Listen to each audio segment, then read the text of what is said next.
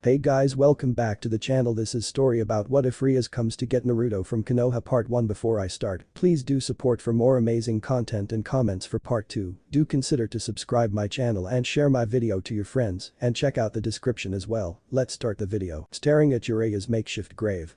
Fat heavy tears slid down Naruto's cheeks, he felt his lips quiver and took a shaky breath. Though he had learned of his master's death a while ago, learning that Nagato could bring the dead back to life raised his hopes that he could be with his father figure again. The hope that was promptly shattered as he learned that he could only revive those he had recently killed in the invasion. He took another deep breath, trying to force himself to talk through the lump in his throat. It took a few seconds, but eventually the words came out quietly. Jiraiya-sensei, I promise that I will become stronger and that I will bring peace to the world. The dimensional gap. Great Red. The dragon of dragons, the true red dragon emperor, the dragon god, the apocalypse dragon, the strongest existence. An entity with enormous and unrivaled power, he drew his unparalleled strength from the dreams of the pure of heart. One dream in particular caught his attention as he flew across the dimensional gap. World peace. He's strong for a human too, he's got a good head on his shoulders with wanting to bring peace, a bit like myself when I was but a hatchling. I like this kid, let's see him bring peace here in this dimension. Great Red muttered as he descended to the floor. His wings flapped heavily as he neared and reached the ground, huge gusts of winds forming and rippling across the deadly oppressive atmosphere. I hope you succeed in bringing peace to this dimension. Good luck, child of prophecy. The strongest existence grinned as he materialized a portal right underneath the human. Chuckling at the shell-shocked look that formed on the shinobi's visage as he went through the portal that sent him into an entirely different world. Kuoh Town, world of DxD. Ah! Naruto screamed as he fell from the sky, very much startled from the sudden and completely unexpected change in scenery. Panic engulfed him as he felt the embrace of gravity pull his speeding body to land. On a normal day he might have enjoyed the feeling of the wind rushing past him as he plummeted down, of his form piercing the clouds the way a sword pierced a body. But such an experience could not be appreciated when he had no idea if he'd even survive. So exhausted he was that he couldn't even form a single clone to grab Senjutsu chakra. Looking down below, the shinobi spotted a large mass of water right underneath and felt relief at the sight, rotating and angling his body in a way so he'd be in a diving position. Naruto didn't have to wait long before he became one with the water. Splash. The impact of his body landing from sky high to the lake caused a large tidal wave to form and splash everywhere, the sound of the impact being heard by all the residents of Kuoh. Within a minute the blonde Jinchuriki poked his head from the water, his body soon followed, and Naruto sighed in annoyance as he surveyed his surroundings and thought of his new predicament. What did I do to deserve this? He felt like a fictional character being manipulated by a vexing but very handsome author. The shinobi walked out of the lake and into the forest. The aftereffects of his battle with pain rushed through him and caused him to stumble and stagger as he trudged through the trees, the strength in his body rapidly fading away as his vision dimmed and his legs shook with each step made. Naruto prided himself on willpower, but physically depleted and mentally drained as he was, it didn't take long before he found himself falling face first to the floor. The last thing he'd register was seeing worried violet eyes widen before a sense of determination overcame them. Naruto's mindscape. The hell happened to me? Groaning as he got up, Naruto instantly knew where he was, he'd been here more times than he would have liked. So close, I was so close. The deep demonic voice of the Nine Tails bellowed across the entire mindscape, the fury in its voice palpable even to the densest of humans. Had the fourth Hokage not intervened, I would not be locked in here, but here I am, you got lucky, brat. Kyuubi growled darkly as he glared hatefully at his container. Did you call me here just to waste my time? Kyuubi. Naruto glared right back, ocean blue eyes locking on to bleeding red. I'd rather die than spend unnecessary time with you, brat. No, I called you to warn you to be careful, we're not in the elemental nation, hell we are not even in the same dimension. That portal that formed has displaced us here, far away from your stupid village. But how do we go back? Shock laced the young shinobi's voice, quite flabbergasted from this announcement. I don't know and I don't care, the elemental nation can rot in hell for all I care. I only warned you because if you die, I die. So for both our sakes, be very cautious and don't be your usual idiotic self. You're being very helpful for someone who tried to kill me just a few hours ago. Naruto glared at the Kyuubi, still furious with the Bijuu, and said Bijuu scoffing and returning the glare. You try being sealed inside a human for God knows how many years, then you can talk to me about whether you understand why I want to escape this blasted seal. Don't try to act as though you are innocent, you were sealed inside of me because you tried to destroy Konoha. Actions that weren't under my control. On that night I was controlled by an Uchiha, he's that Akatsuki member, the one with the orange mask. That attack from 16 years ago was caused by him. And before you say anything, know that before the first Hokage had me sealed inside his wife, I had no desire to mingle or crush you insects. I left you all alone, and I still end up being targeted by you insects. It's like that brat you just fought mentioned, about how your village isn't as peaceful as you think it is. Enough, I'm leaving. He closed his eyes and willed himself to disappear. Oh my head. Naruto's mind slowly began to kick back into gear as consciousness started to return back to his senses. His facial muscles twitched as he started to remember what exactly happened that caused him to be so fatigued. The fight with Pain, Hinata dying, his father and Kyuubi, the conversation between him and Nagato, falling from the sky, learning that he's in a different dimension. Naruto bolted upright, unintentionally slamming his forehead with a crimson-haired girl. Immediately both he and the girl reeled back in pain, tears forming in both their eyes from the painful impact reverberating in their skull. "Watch it, you idiot. Who are you calling an idiot, you perverted weirdo?" Rias glared at the idiotic blonde, who the hell suddenly sprang up like that after being unconscious for a whole day. She just wanted to look at him. She hadn't had the chance to inspect the supposed cutie pie that her queen and best friend was gushing about for the past 8 hours. Had she known the crazy blonde would get up like that, she would have very much kept her distance. "Why were you looming over me?"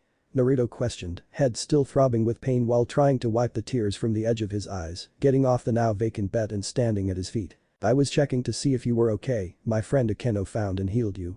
You were in really bad shape," the young woman remarked, concern bleeding into her voice now as she looked at the man who made the last 24 hours a roller coaster of questions. Rias could feel her cheeks heating up as she eyed the young man's form. He was tall, standing around at 6'1" if she had to guess, with sun-kissed skin and golden blonde hair that stood out in every direction, practically tempting her to try tame the unruly mob. Blessed with intense oceanic blue eyes that emerged from underneath strands of gold that covered his forehead, she looked down to stop herself from drowning in his eyes and noted 3 curious lines on either side of his small cute nose and thin lips, all those beautiful features amplified by a strong masculine jaw. Looking at his physique, Rias couldn't resist biting her lips as she admired Naruto's majestic and muscular physique, from his broad wide shoulders narrowing into a thin waist, large defined arms on either side of a full and vast chest, and those abs those abs. Rias had to suppress a delighted sigh as she gazed at what was most assuredly the most handsome man she had ever seen in her life. As a devil of greed, Rias had an immense and irresistible urge to control and rule over anything and anyone that caught her attention, and this beautiful human had most certainly caught hers. "You are mine," Rias lustfully thought as she drank in the sight of the half-naked blonde with her alluringly mesmerizing eyes. Yup, she could definitely understand why Akeno was obsessing over this human. The intense physical attraction Rias felt for the blonde shinobi was very mutual. Naruto was starstruck by the gorgeous seductress he laid eyes on, a full-blown blush on his cheeks as he gazed at the goddess many leagues above every other woman he had ever met in beauty. The first thing to have caught his eyes was her hair, a thick curtain of rich and vibrant red, spilling down to her meaty upper thighs. Ivory skin bringing out the turquoise eyes hidden underneath a messy fringe of crimson silk ending just above her cute button nose. High cheekbones helped complement a razor-sharp jawline, all that drew attention to her bewitchingly pouty lips that he felt compelled to kiss. The crimson-haired beauty possessed a very voluptuous body with huge gravity-defying and a small waist, flaring out 2 very wide and sinfully thick hips. He could definitely see Jiraiya-sensei getting knocked unconscious if he glanced at this woman, not that he could blame his master considering the woman's otherworldly beauty. "Oh, thank you, I appreciate it," Naruto murmured shyly. The blush on his face faded away as he remembered what exactly propelled him up earlier. "Where am I? Who are you?" "My name is Rias Gremory, and you're in my club here in Kuoh Academy," Rias answered, utterly intrigued and curious about the young man. "Thank you again for taking me in and healing me. My name is Naruto Uzumaki." A small grateful smile adorned his face as he gazed at the now identified woman. Rias nodded and smiled. "Well, Naruto-kun, I believe we both have questions for each other, so." She strutted her way to the blonde, taking care to cross her feet directly in front of each other, hips flexing, so as to enrapture the man that caused her to feel lightheaded when she gazed at him. A smug smirk manifested in her face as she caught the blonde admiring her enticing features. A giggle escaped her as Naruto grew embarrassed when he realized he got caught staring, the blush to end all blushes erupting on his face and making him all the more cuter for the thirsty devil. Coming to a stop before the young shinobi, she handed him a black shirt from out of nowhere, the blonde saying a silent thank you as he quickly dressed himself, much to Ria's disappointment. Stepping even closer into his personal space, the outrageously bold succubus wrapped her arms around Naruto's neck, slowly pulling him to her as she bent backward, their foreheads once again coming into contact, though unlike last time they felt no pain from their rather intimate union. Moving her head to his ear, she leaned her face to his, enjoying how warm it felt on the side of her visage. "I want you to make yourself at home, okay?" Rias purred into his ear. Naruto felt shivers go up his spine, completely out of his element and unused to dealing with women this forward. Naruto nodded shyly, internally praying that this beautiful young woman couldn't hear his heart hammering out of his chest. But boy now follow me with that. Rias let go of the blonde, pouting on the inside that she couldn't hold on to him longer. Grabbing his hand, Rias turned around and sashayed her way back to the main club room, Naruto getting dragged around and desperately trying to study the architecture of the ceiling. Anything to help avoid looking down or its death be a blood loss. Entering the main room, Naruto was greeted to the sight of a skinny platinum blonde-haired man with handsome yet feminine features. A mole on the side of his nose helped bring attention to his gray-colored orbs. He seemed perfectly at ease laying his back on the wall. The next person to have caught his attention was a young petite girl with shoulder-length white hair, a cat hair clip that pulled back her bangs to reveal hazel cat-like eyes, her height reaching up to the lower side of his chest, effectively marking her as the shortest one he met here so far. Turning his gaze from his fellow blonde and the young girl who reminded him of a cat, Naruto noticed an average-looking brown-haired boy with the weirdest hairstyle he'd ever seen. He possessed no real defining or noticeable features excluding the hair. It was actually pretty scary how average he seemed. The boy seemed to dislike him if the expression of jealousy was anything to go by. Was he actually jealous? And from what? Standing next to the average and annoying weirdo was a girl who looked younger than Rias, but older than the white-haired girl from earlier. Naruto noted golden blonde hair much like his, but that's where the similarities ended. Whereas he had blue eyes, her eyes were green, his skin was tanned, and hers was fair. She looked so meek that Naruto had to wonder if Orochimaru, a man so despicable, would even have the heart to hurt this poor thing. Said poor thing seemed to whimper when he eyed her, something that caused the average boy to growl. Shifting his eyes to the final occupant of the group, Naruto almost blushed again as he gazed at yet another goddess-like woman, one who was definitely in the same league as Rias. The gorgeous woman possessed long, straight silky tresses of blackish-purple hair tied into a ponytail that reached all the way down to her mid-thighs. The stray strands of glossy black locks not caught by her orange ribbon framed her angelic yet oddly enough sultry face. A weird but also perfectly pleasing combination that did wonders to Naruto's heart as he admired the women before him. Looking down, Naruto barely managed to suppress a nosebleed as he caught sight of her enormous tits, no doubt at least a match for Tsunade. Naruto could only imagine how large it would be after a couple of years. Glancing down even further, Naruto saw a thin waist that then exploded to wide and very womanly hips. The shinobi had no doubt in mind that this sensual bombshell attracted the admiration of many men and the ire of many women. Gazing back up to her face, he took notice of a demure button nose that twitched playfully above a set of full and luscious pink lips, framed by high cheekbones and a sharp jawline. Tearing his eyes away from her soft kissable lips, Naruto looked into a set of mischievous violet orbs that conveyed amusement, no doubt very aware that the blonde was giving her once over. Not that Akeno could blame him considering she took her time appreciating this young man's dashing and attractive features when he was unconscious. Sue her for ogling this hot hunk. Oh my, so the cutie pie has finally awoken. Yufufufufu hi, my name is Akeno Himejima. She greeted him, a small smile across her visage as she acquainted herself with the man she found, healed, and perved on. Hello, my name is Naruto Uzumaki. I heard from Rias that you healed me, thank you very much. Naruto greeted back gratefully, having never been cared for by anyone excluding a handful of people. It made the blonde appreciate Akeno who tended to him without any motive or hidden purpose. Off to the side, Rias felt a tinge of irritation form in the pits of her stomach as she caught her queen disrobing and undressing Naruto with her eyes as they laughed and conversed. Blaring daggers at her best friend, she said and did nothing as she acknowledged that she did the exact same thing earlier right before dragging the blonde to her precious servants. Humming forward, the only knight belonging to Rias' Gremory showed that he was well deserving of his title as the Prince of Kuoh as he addressed his fellow blonde with a polite smile and bow. Hello Uzumaki-san, I am Kibayudo, a pleasure to make your acquaintance. Please, just call me Naruto, I'm not much for formalities. Naruto grinned. Kiba couldn't help but grin back, the whiskered man's attitude and friendliness being quite infectious. Only if you address me as Kiba, let me introduce you to everyone else. This gentleman is Issei Haidu, and the lovely lady next to him is Asia Argento. The timid blonde waved at him, and Naruto waved back. Looking at the now named Issei, Naruto was taken aback by the fire in his eyes. He suddenly seemed like someone with an admirable ambition to accomplish. Listen here you handsome piece of shit, don't think that just because you have the looks means you already won, you have not won. I will become the harem king and I'll have the largest harem in the world. Naruto's face faltered right away, what kind of introduction was that? And that's his goal. Oh god, this kid was even worse than his master. Looking at everyone's reaction, he could see that Issei's words amused Kiba and Akeno, had Asia looking disapprovingly yet hopefully with a small blush. Ria's reaction showed major embarrassment and the white-haired girl. Ah, you disgusting pervert. Ah, so she was that kind of girl. Moving on, this quite yet very nice lady is Kaneko Taoju, she's really pleasant once you get to know her. Kiba directed Naruto's attention to the shortest and pervert-hating member of the group. The two stared at one another blankly, both locked in a silent eye contest. Everyone else watched the duo amusingly, fascinated as to how they would react to one another. "You have chakra, a lot of it," said the white-haired girl, giving the blonde a wary but also curious look. On the outside she seemed fine, but internally Kaneko was shocked, this man's reserve was enormous. She'd never come across someone with an abundance of chakra like this guy. "I do." Naruto nodded, ignoring the shocked and surprised looks of everyone around excluding Issei and Asia, who seemed confused. The two once again stared at each other, expressions blank as they peered at one another. "You're weird."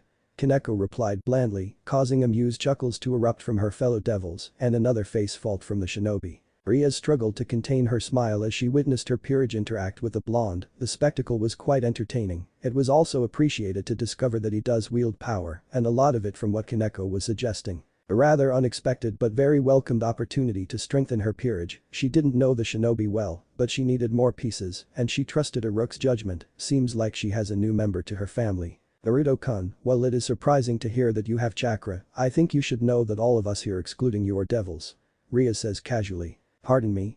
Naruto asked, confused as to what devils are.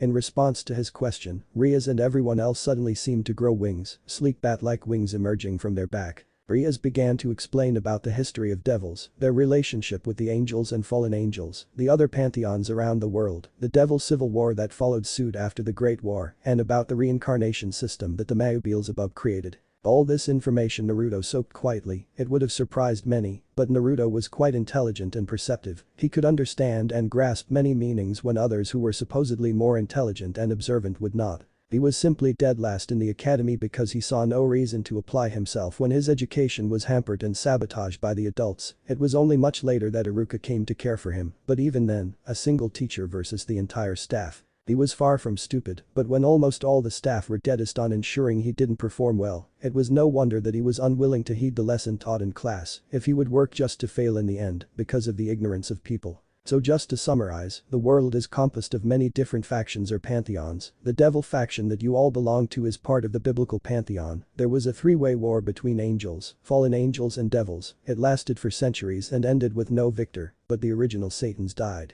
Taking a deep breath, Naruto continued, the children of the Satans wanted to break the ceasefire, but there were many other devils who wished to no longer be at war, and due to these different ideologies, started a civil war that ended with the anti-Satan faction winning. Naturally, new Satans rose to rule the underworld, and one of them created a system to help repopulate devils, because devils have a really low birth rate. "Did I get everything right?" Naruto asked calmly, locking eyes with the equally calm Rias. "That is correct, Naruto-kun, although you don't seem too surprised," Rias stated, a soft smile on her breathtaking visage as she appraised the handsome blonde. Naruto smiled back. "It takes a lot to really faze me." And seriously it did, recalling the events of his life, from getting stabbed in the chest by his supposedly best friend, to learning that pain destroyed Konoha with a single move, and witnessing his handiwork, not much shocked the blonde nowadays. "I appreciate you telling me about the world, Rias, but I'm assuming that there is a reason as to why you're revealing all of this?" Naruto questioned, although he had a good idea of what she had in mind. "I want you to join my peerage. Becoming a devil you will find many benefits such as an elongated lifespan, night vision, increased strength and speed. You can even gain a harem like how Issei-kun aspires to achieve. You have everything to gain by joining." Rias proposed confidently, feeling self-assured about the blonde's choice. "Thank you for the offer, but no." Naruto declined politely. As the little sister of the Crimson Satan, people doted on Rias, her status as heir to the house of Gremory and being the little sister of Lucifer, not mentioning her bewitchingly seductive looks, made Rias unused to any form of rejection. One could say that the only form of rejection she had ever received was at the hands of her parents, who refused to cancel her arranged marriage. As someone who was used to getting her way, she couldn't refrain herself from being shocked by the polite rejection she just received. But why?"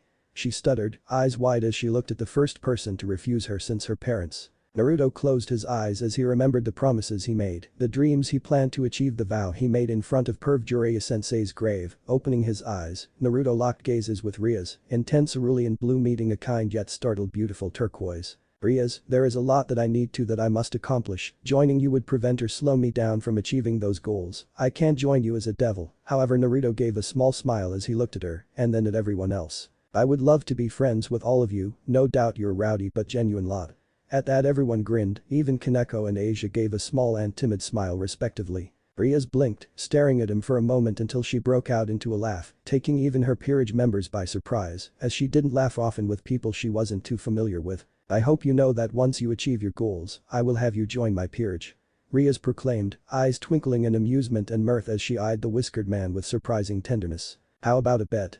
I face you all at the same time, and if I win, you help me get settled here in Kuoh, since I'm not from around here. If you win, then I will join you for sure, once I am done fulfilling my promises," Naruto proposed, a challenging gleam nesting in his eyes. Pride was felt by all manner of people, from the most heroic to the most cowardly, everyone possessed pride. Naruto knew that by challenging all of them at once, their pride wouldn't allow them to back out from this bet, especially if they thought he was weak due to being human.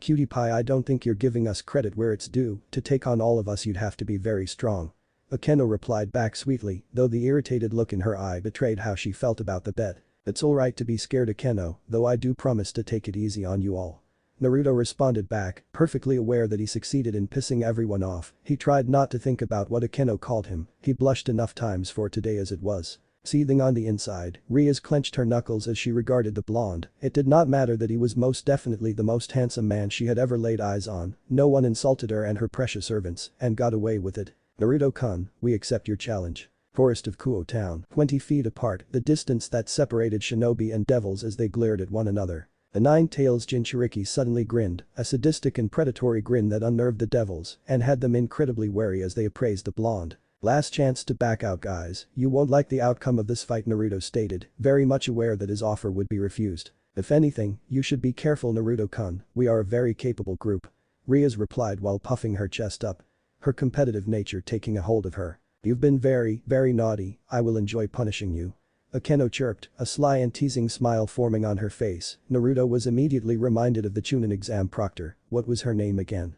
Anko. "Good luck, Naruto, you will need it," Kiba said confidently, a sword in his hand as he got into his stance. "It's a sad day for you, team," Issei roared, the boosted gear ready and active on his arm. Kaneko stared at the blonde warily, the only one to take the blonde most seriously in the group, having sensed just how massive his chakra reserves were and how dense it was. Kaneko knew that the fight wouldn't be as easy as her friends were expecting. "Let's not waste any more time, I'm ready," Naruto declared, bringing out his hand and arching out his palm in a come-at-me gesture. Eager to make Naruto regret his words, Kiba rushed at Naruto with a burning demonic sword, thrusting his sword towards the shinobi's stomach. The Prince of Kuoh was horrified when his blade easily pierced his fellow blonde's belly. Staring at Naruto's visage, the Bishonen found himself taken aback by the smug smile on the shinobi's face.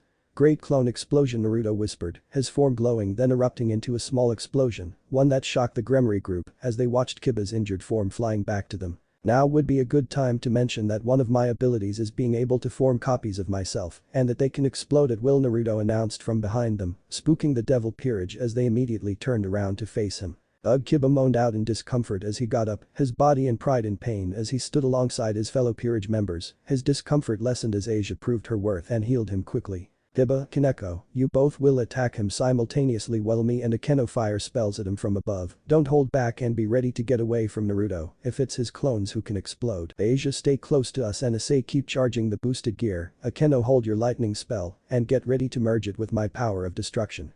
Rias instructed them all as she, Akeno, Asia and Issei flew to the sky while Kaneko and Kiba tensed their legs, ready to jump at the shinobi. Knowing the value in teamwork and just how true that there was strength in numbers, Naruto dashed towards Kaneko and Kiba, throwing a smoke bomb between the devils. Smoke engulfed the area, masking the shinobi from the eyes of the devils above. Kaneko felt an adrenaline spike as she peered around for the blonde, unable to spot him. She relied on her Nekashu-blessed senses to find him, eyes widening marginally as she sensed him right underneath the blonde knight. "Kiba, get out of there." Sadly, her warning came a little too late as Naruto's hands emerged from the ground near Kiba's feet, grabbed his ankles and pulled Kiba down until only his head peeked out from the ground. "Headhunter no jutsu," Naruto whispered. He got back up. "I think that's the name, but if I'm wrong, I'd appreciate y'all telling me what it is. Get me out of here."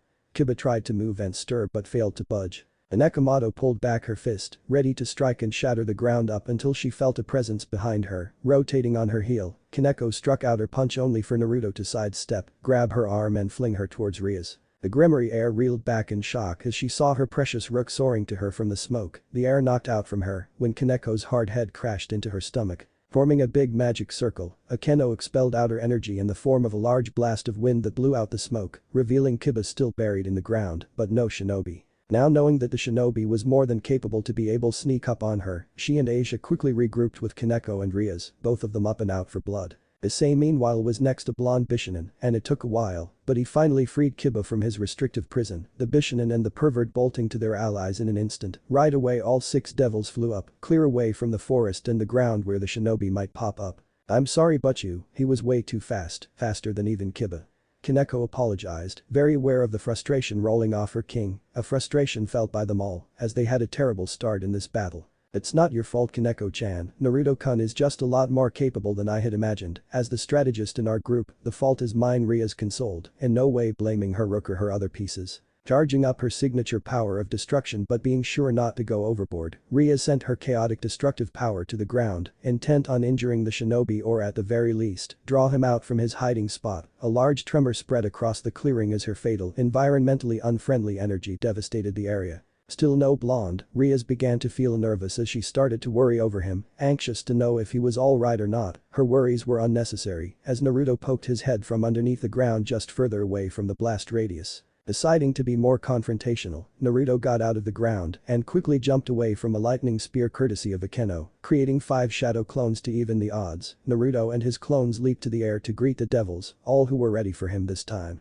Synchronizing as one, Akeno and Rias combined and expelled their attacks in the form of a lethal vermilion lightning, heading straight for the Nine Tails Jinchuriki and his doppelgangers. Using his clones as jumping pads to get clear from the blood-colored lightning, Naruto was then met with Kaneko and Kiba who flew at him with the former lashing out with her fist and the latter swinging a creepily-looking demonic sword at him. In an impressive display of agility that would put even the most agile of humans in this world to shame.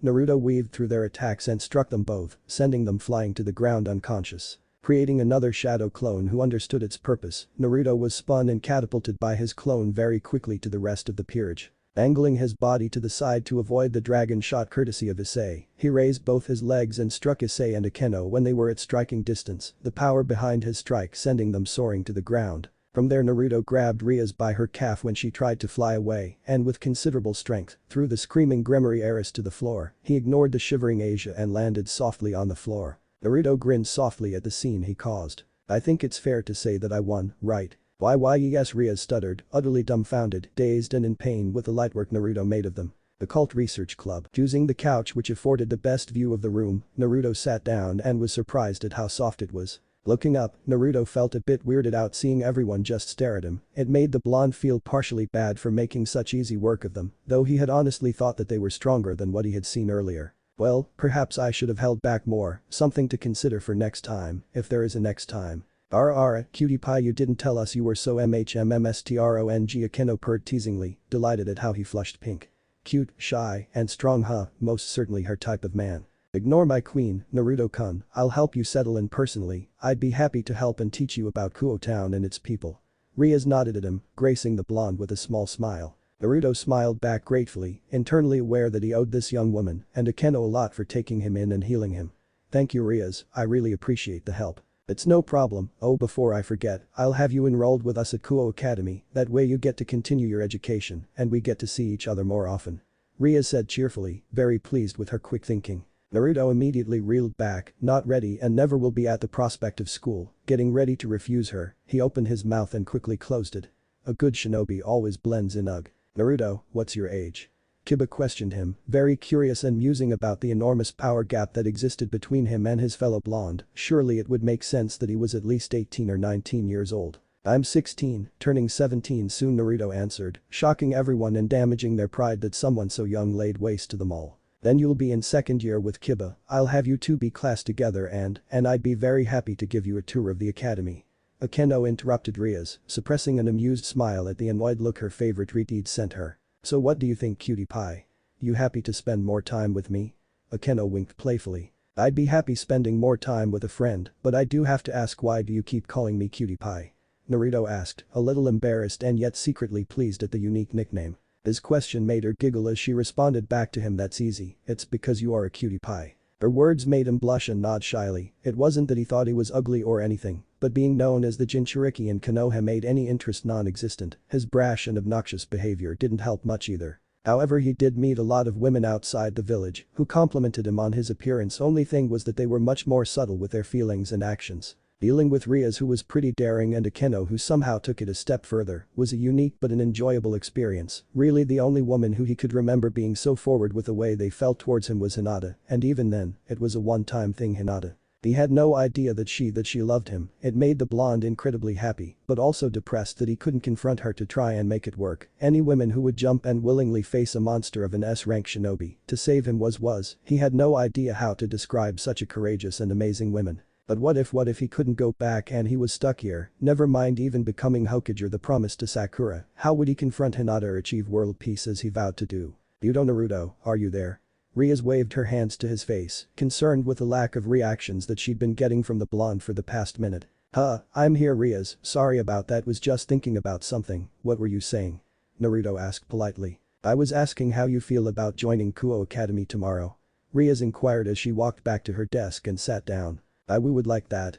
Naruto stuttered shakily. He knew it was a logical decision to join. He would blend in while gaining information and knowledge, but past experiences made him weary of schools in general. Rias was incredibly pleased at his answer. That's great, we're so happy that you'll join us. The crimson-haired devil then turned her attention to her servants.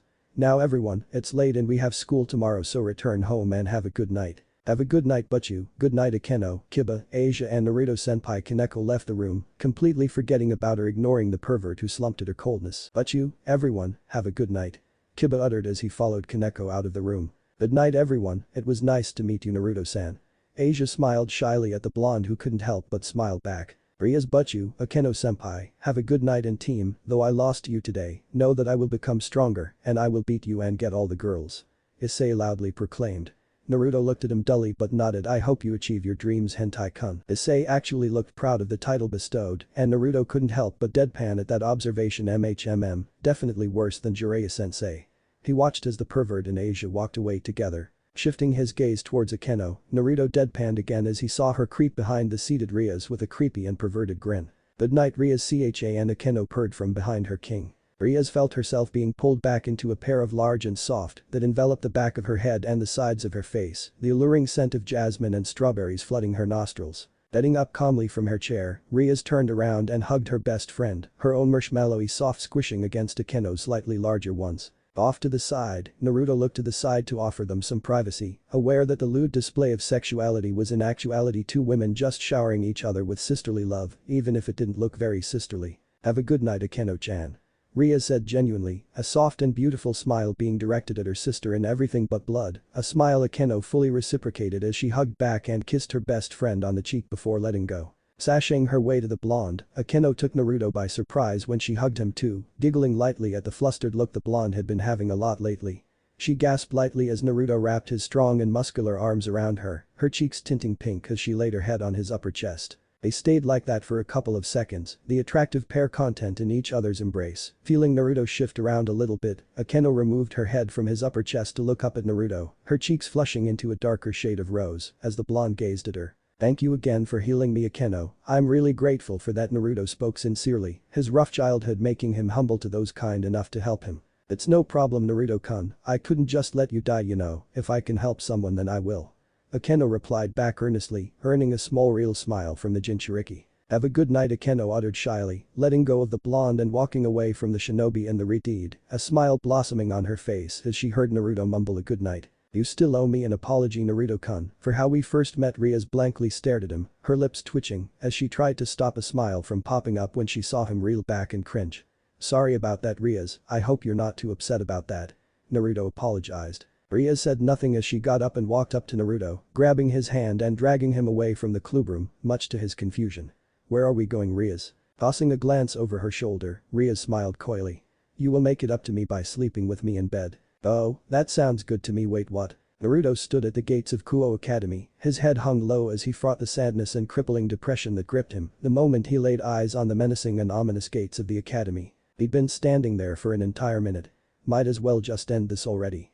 Naruto thought wearily. A bit off to the side, Rias failed to suppress a smile as she stood alongside Naruto. She found amusement in his struggles to get past the gate, as amusing as it was though, it had nothing on the delightful reaction the blonde made when he found her on his bed naked. Just thinking about it had Rias giggle as she remembered his incredibly flushed and embarrassed face. Flashback no jutsu. Before achieving peace or becoming Hokage, I vow that I will destroy this blasted sun, Naruto sluggishly thought, irritated with the rays of light that pierced through the covered curtains and shined right at him. Trying to get up, Naruto found his body to be heavier than usual. He looked down and suppressed a massive nosebleed as he realized what type of situation he somehow landed in. The woman slept on top of him. From the feel of her body, Naruto discerned it was a very curvy woman.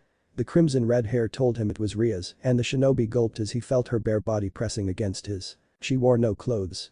No, don't think like that, Naruto, she's probably only in her underwear, and that's something you will not think about. Thankfully Naruto didn't get an eyeful as the blanket that was supposed to cover his form was draped over her, or rather their combined body, shielding her modesty from any prying or lustful eyes. He tried his best not to think about how large her bust was or just how insanely soft it felt, regrettably for the potentially future Hokage, being a healthy young man, and coupled with the fact that the woman on top of him was very voluptuous, meant Naruto couldn't suppress those indecent thoughts entirely. Fortunately or unfortunately depending on the perspective, Rias yawned and woke up. It helped the blonde with managing his thoughts, while simultaneously causing him to tense up in case she grew rageful once she would become aware of the situation. His worries were quite unnecessary as she eyed the blonde and smiled brightly. "Good morning, Naruto-kun, did you sleep well?"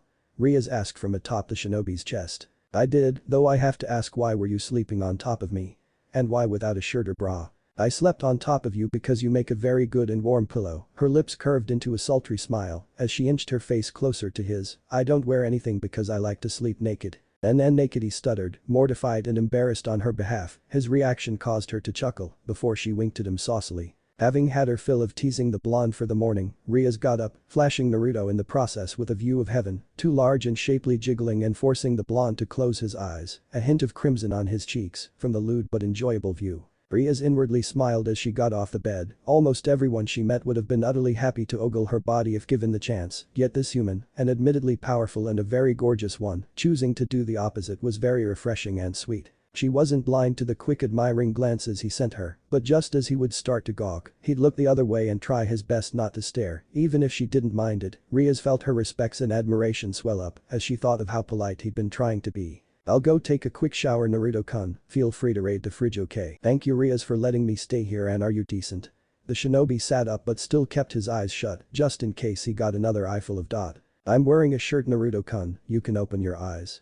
Rias voiced out sensuously as she headed towards the bathroom, doing her utmost best not to giggle as she looked quite forward to observing the blonde's reaction. "I'll go make us breakfast." Naruto trailed off as he opened his eyes and was promptly dazed by the sight of Ria's huge ass swaying from side to side as she made her way to the door leading her to the shower. His brain function ceased to work as he gaped at a whole lot of women wrapped in one mesmerizing and curvaceous package. The Jinchuriki was unaware that the young woman whose fat buddy was currently gawking at was taking note of his flabbergasted features with utmost pleasure. Entering the bathroom and closing the door, Rias felt her lips curve into a very delighted and sultry smile as she thought of the blonde's reaction. She did wear a shirt, she just didn't say anything about wearing anything else, however. Though he tried his best not to peek, even Naruto fell prey to Ria's magnificent and beautiful form. The notion that deeply pleased the stunning redhead, Naruto belonged to her, not her queen. It irritated her greatly yesterday to see Akeno and her cutie pie have such good chemistry, and that hug. Ria's beautiful turquoise orbs turned into a malicious crimson as she recalled every interaction between the duo, her wrath and bloodlust spiking as her devil instincts urged her to claim and own Naruto while annihilating all who would even think about even spending a second with him. It wasn't that she felt love at first sight when she locked her eyes on Naruto. No, she didn't believe in love at first sight, even if she wished it were true. It just happened to be physical attraction at its finest that she felt for the blonde. It also just so happened that unlike most in terms of personality, like a certain Phoenix devil, Naruto showed so far that he wasn't despicable or a horrible excuse of a man. No, the only personality traits that Rias could discern from the blonde was that he was kind, sweet, shy to womanly affection, brash when annoyed or insulted, confident in battle, and was trying his best to be a decent man to a voluptuous woman. Qualities that a devilish woman like herself would enjoy in a man. In simple terms, a very handsome man whose personality was like that of a chivalrous and noble warrior. "Naruto or mine," Rias murmured alluringly. "Back with the 9 tails, Jinchuriki. But Jiraiya-sensei wouldn't give to be here in this world." Naruto felt a sad grin cross his visage as he thought of his master and father figure. He'd enjoy the view, but more than that, he'd want to make sure that the world was safe and at peace, bless his noble and pervy soul. Knowing that staying here would be counterproductive, the shinobi stood up and made his way to the kitchen, trying to decide what he and Rias should have for the morning. Though ramen was and always will be his favorite food, it didn't mean that the blonde didn't enjoy eating something other than his comfort food. In the 3-year training trip with his master, he did get stronger, yes, but that training trip was more of a learning about life and a bonding experience between godfather and godson. Saying he was all rainbows and sunshines when he learned of this revelation was not true. He did feel immensely happy to learn that he had a family, but he also felt livid to know that he had a godfather who wasn't there for the first 13 years of his life. It was perhaps a week later that he had forgiven his godfather. That training trip helped him learn a lot about what it meant to be part of a family, how to cook different kinds of food, and which food was more nutritional. He learned about the different customs and cultures in the different part of the elemental nation. The shinobi wasn't as strong as he would have liked to be, but he learned a lot on how to live life and about the world he had lived in. I'll need to find a place to train, I cannot be weak ever again. Naruto thought solemnly, a quicksilver image of Hinata being stabbed by Pain's rod flashing across his mind, hardening his steel-like resolve. Opening the fridge, Naruto grabbed 3 eggs, cracked them on top of a pan, and placed said pan on the stove. Thank you Rias for teaching me how to use a stove. Grabbing another pan for the tuna, he placed the second pan on the stove and opened the can, emptying out the contents of the container on the second pan. The sweet aroma of eggs and tuna reached the showering redhead, a healthy and delicious scent that lulled her into finishing quickly so she could devour the flavorful breakfast made by the handsome shinobi. That smells good, I didn't know you were a good cook, Naruto-kun, Rias said as she entered the kitchen and sat at the table, being treated to the sight of heavenly scrambled eggs and tasty tuna. Kaneko would eat all of this, especially the fish. Rias felt her lips draw into an amused and fond smile at the thought of her cute little rook. I hope you enjoy, although I'm afraid that I'm not the best cook unfortunately.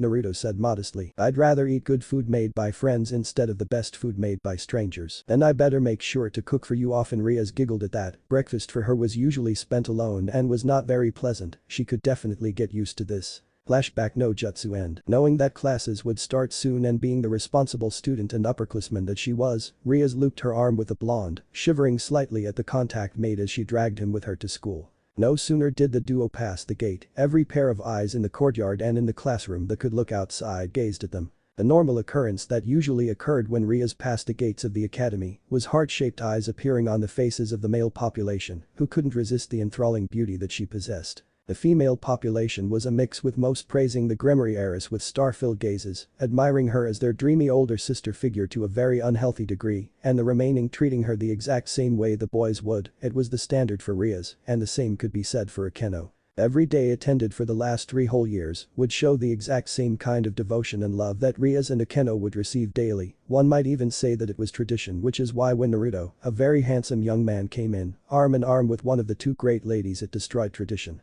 For the first time in 3 years, no one paid attention to the gorgeous Rias as they scrutinized the blonde intensely. Who the hell is he? Hi.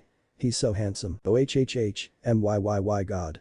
What a stud. How dare he lay his hands on Rias. Isn't it obvious he and Rias are a couple? That's so cute. No you idiot, no one is worthy of Rias one-sama. What are you talking about? Of course he's worthy of her. No. Rias-sama. I love Yahoo.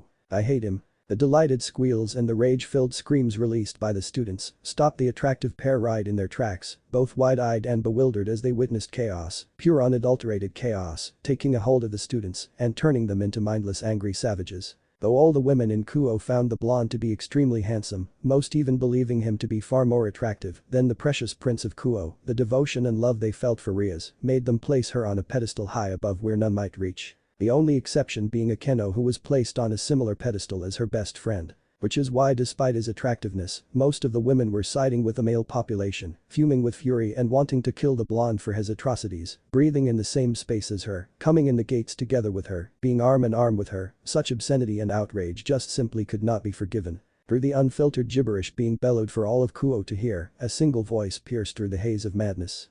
Death to that handsome piece of shit, an average brown-haired student roared. The infamous Issei Haidu, a member of the despised perverted trio. As a man with deep admiration for the female form, he despised those who were appreciated by the beautiful women, his jealousy stemming from his lack of familiarity with any attractive women who would pay him with her attention. Excluding Asia, the only beautiful women that paid any attention to him were Rias Butchu and Akeno senpai. They showered him with their time, and Issei instantly grew to love his sad and pathetic life until they suddenly forgot he even existed. The cause of such a tragedy and heartbreak, that annoyingly handsome ass. If it wasn't bad enough that Naruto's face was chiseled to perfection, then it was that body of his that had Issei green with envy. How could he compete against that? The only way to win against him was to rally many allies and swarm the blonde together. Like a colony of insects following their queen, almost all the students of Kuoh followed his command and ran straight for the blonde, intending to kill him right there and there. Issei's thunderous voice was heard by all the students in Kuoh. Those in the classroom sprinting out of the room regardless of their teacher's disapproval. The few students who have instantly fallen in love with the new blonde were swallowed by the malicious hive. The student council, despite being vastly capable, were for once useless as there were simply too many students to stop. In the entire history of Kuoh Academy, never once was there ever such a riot, yet in the 2 minutes Naruto stepped foot in the academy, he caused an uproar that had almost all the students go mindless and follow the command of the leader of the perverted trio. Naruto quickly turned to Rias and swept her off her feet, ignoring her shriek of surprise. He bolted out of the academy, very much convinced and affirmed in his view that all schools were simply hell on earth. The masses of students all read as they witnessed the new student pick up one of the precious great two ladies. They all chased after him, speeding past the gates of the school and out of Kuoh Academy. Kuoh Academy, a prestigious and extremely accomplished school with a reputation of having their students attend top universities such as Oxford or Harvard, was for once not deserving of their reputation as the only ones left in the school were the staff and faculty, the student council members and the occult research club members, and the few students who were in support of the blonde and Riteed's relationship. Ria's apartment. Ria's lungs hurt in all her 17 years of life, she hadn't laughed so much like she had today. It had been a few minutes since Naruto swept her off her feet and sprinted away, and just thinking about it made Ria's struggle to stop giggling, a struggle that was all but gnawed as she gave up and guffawed to her heart's content. As heiress to the clan of Gremory and the little sister to the Satan Lucifer, Rias was forced into maintaining an image. She had to look stern and calculating. Her beautiful aquamarine orbs should contain an arctic coldness as she appraised and concluded affairs with all she associated with. It made the beautiful young women unable to enjoy the finer details of life much. Her amusement was sparingly little because of who she was related to and the expectations that were placed on her. Worse still was that her own father condemned her to an arranged marriage with Riser Phoenix. An abhorrent and detestable devil who gathered and treated women as trophies. He had no consciousness and no goodness in him to share. Despite vehemently telling him that she does not want to marry him, Riser was still intent on forcing her onto this unwanted marriage. Rias simply just couldn't enjoy herself much when she was out of the comfort of her own home, where she was constantly having to present herself as a prim and proper lady, and with the stress and worry of marrying Riser Phoenix, such circumstances equaled into Rias not having a fun and carefree lifestyle. Not that it meant that Rias hated her life, definitely not, after all she still has her precious peerage, they are her family, and she'd die for them without question, but she could do without the unwanted marriage, and she could do more fun. Fun that this handsome and beautiful human was providing her with. She knew that she and Akeno were loved by the student masses, but to react in such a manner, even she did not expect such a reaction. She could only imagine the look on Sona's face and winced at the chaos she unintentionally caused for her friend. After all, it was her who technically started the riot by looping her arm with Naruto and dragging him inside, though the fault wasn't entirely hers. She'll be having a long conversation with Issei about this soon. I'm dearly sorry. Sona. Rias almost prayed that her friend wouldn't cry over what happened. Sona took her job as student council president way too seriously, no doubt horrified by the unforeseen chaos that ensued. But on the bright side, at least she could read some manga, and she could introduce Naruto to an I'm bad idea. What if he thinks that she's a weirdo? Akeno already made fun of her enough as it is by calling her a Japanese nerd. Naruto definitely does not need to know. Taking a small glance at the blonde, Rias tried and failed to stop a smile from appearing as she noticed the relieved look in his eyes. That was she paused, searching for the right word. Very crazy, Naruto helpfully supplied, internally glad to at least enjoy another day of freedom before officially joining the school. The redhead smile widened as she nodded her head, in complete agreement with the blonde. And very unique. As interesting as today's morning is, I have been meaning to ask you of two things, Rias. Naruto stated while gazing into her eyes, feeling himself drown in the redhead's hypnotizing sea green orbs. He caught the questioning and curious look in her eyes and indulged her. I wanted to ask if there is a place where I can train, preferably a large area. Could you help me with that if it's no problem for you? He inquired politely. Naruto knew that he wasn't the most respectful of people, calling the fifth Hokage grandma wasn't exactly proper etiquette, and that was putting it lightly. However, the blonde realized that one of the many qualities he needed to improve upon was the way he treated people. Even if being polite had nothing to do with world peace, being polite was something expected of a Kage, and that is a goal he is still aiming for. I can help you with a place to train, but I would greatly appreciate it if you would help me and my peerage in training too. Rias stated hopefully, instantly seeing the potential in such an arrangement. She and her peerage would benefit a lot from getting trained by someone so strong. Not to mention that this agreement would help her get closer to Naruto much closer. I'd be more than happy to help all of you. Naruto replied back earnestly, evoking a small grateful smile from the heiress. The second question I wanted to ask is if you can help me find a house for me to stay in.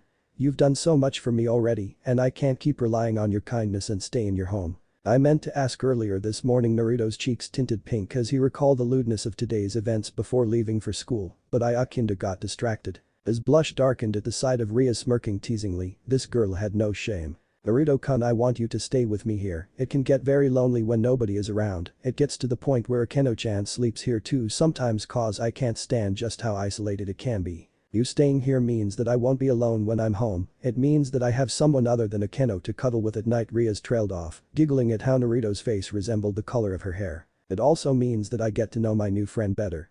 Rias finished. Her tone a mix of sultry teasing and deadly serious. But don't you want some privacy? Even if you don't, aren't you the least bit uncomfortable that you're housing a stranger? You and I don't know each other well. I thought about that and I have nothing to worry about. If you wanted to kill or kidnap me, you could have easily done it when we were at the forest yesterday with my peerage. We stood no chance against you yet nothing happened to us. Inhaling a deep breath, Rias continued. Yes, we don't know each other too well, but I know enough to know that you wouldn't harm us intentionally. She smiled at the shinobi, her tone genuine and filled with nothing but honesty.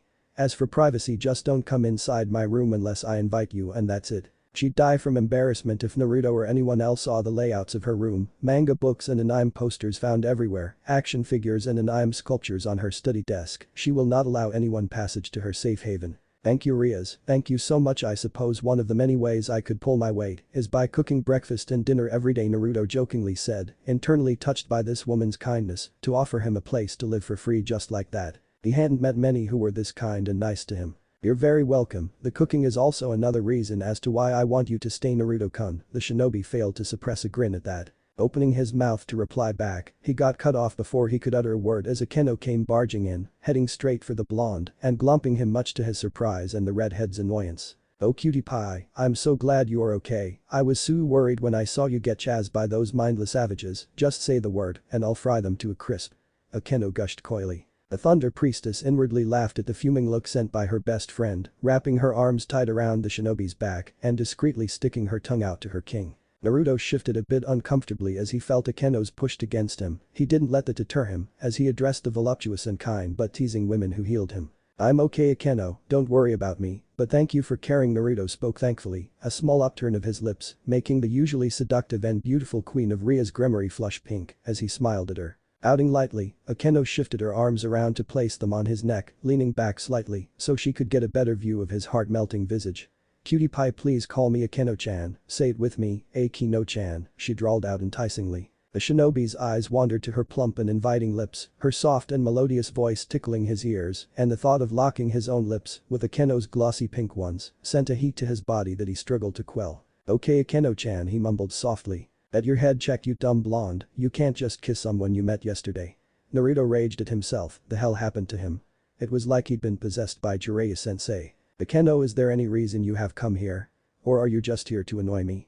Rias asked, thoroughly annoyed with her buxom queen being so grabby and touchy with Naruto. Didn't Akeno understand that Naruto was strong and could protect himself? Didn't Akeno understand that her touches made him uncomfortable? And didn't Naruto understand that he does not have to call her queen Akeno-chan? Why are you so mad, Rias-chan? Yes, I didn't acknowledge you until now, but that's because I had to make sure that my cutie pie is okay. Yufufufu. Akeno giggled that giggle, the dreamy one Isama giggle that irritated the hell out of the clan heiress. I'm not mad, Akeno, but surely there is a reason for coming here apart from checking to see if Naruto-kun, the guy who beat us yesterday, is okay.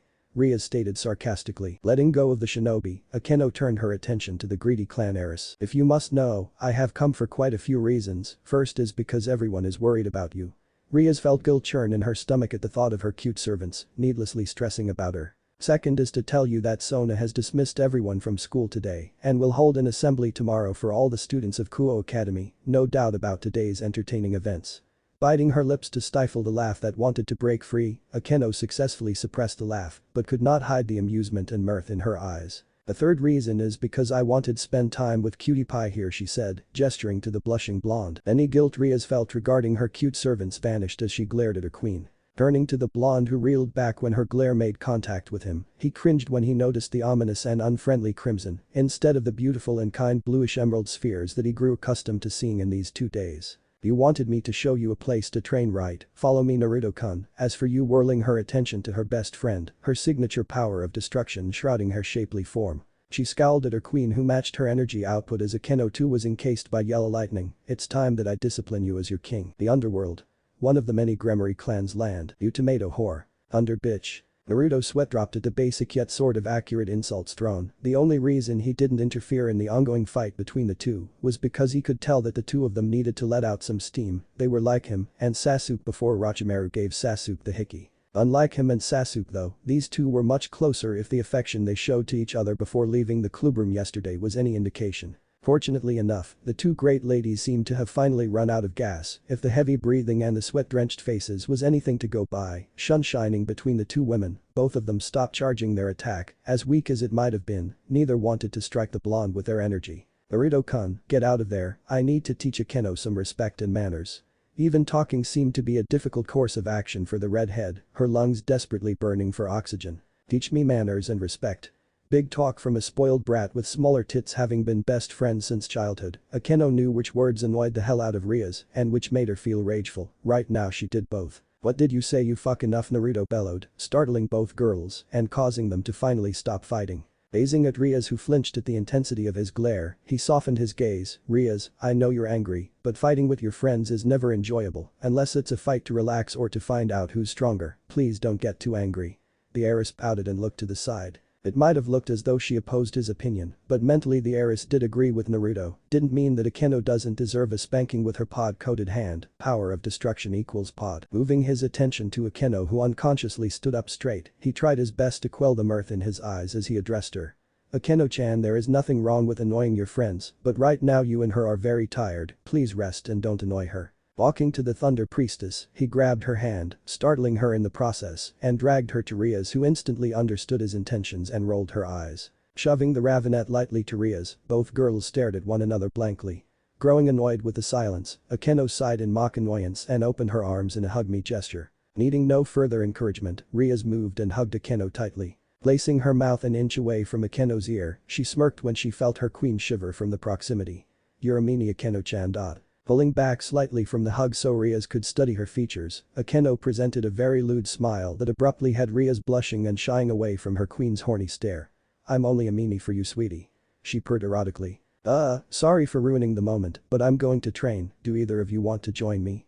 Naruto asked sheepishly, an awkward grin on his face as the moment between the two curvy women quickly reminded him of a specific scene in his master's Icha Icha series.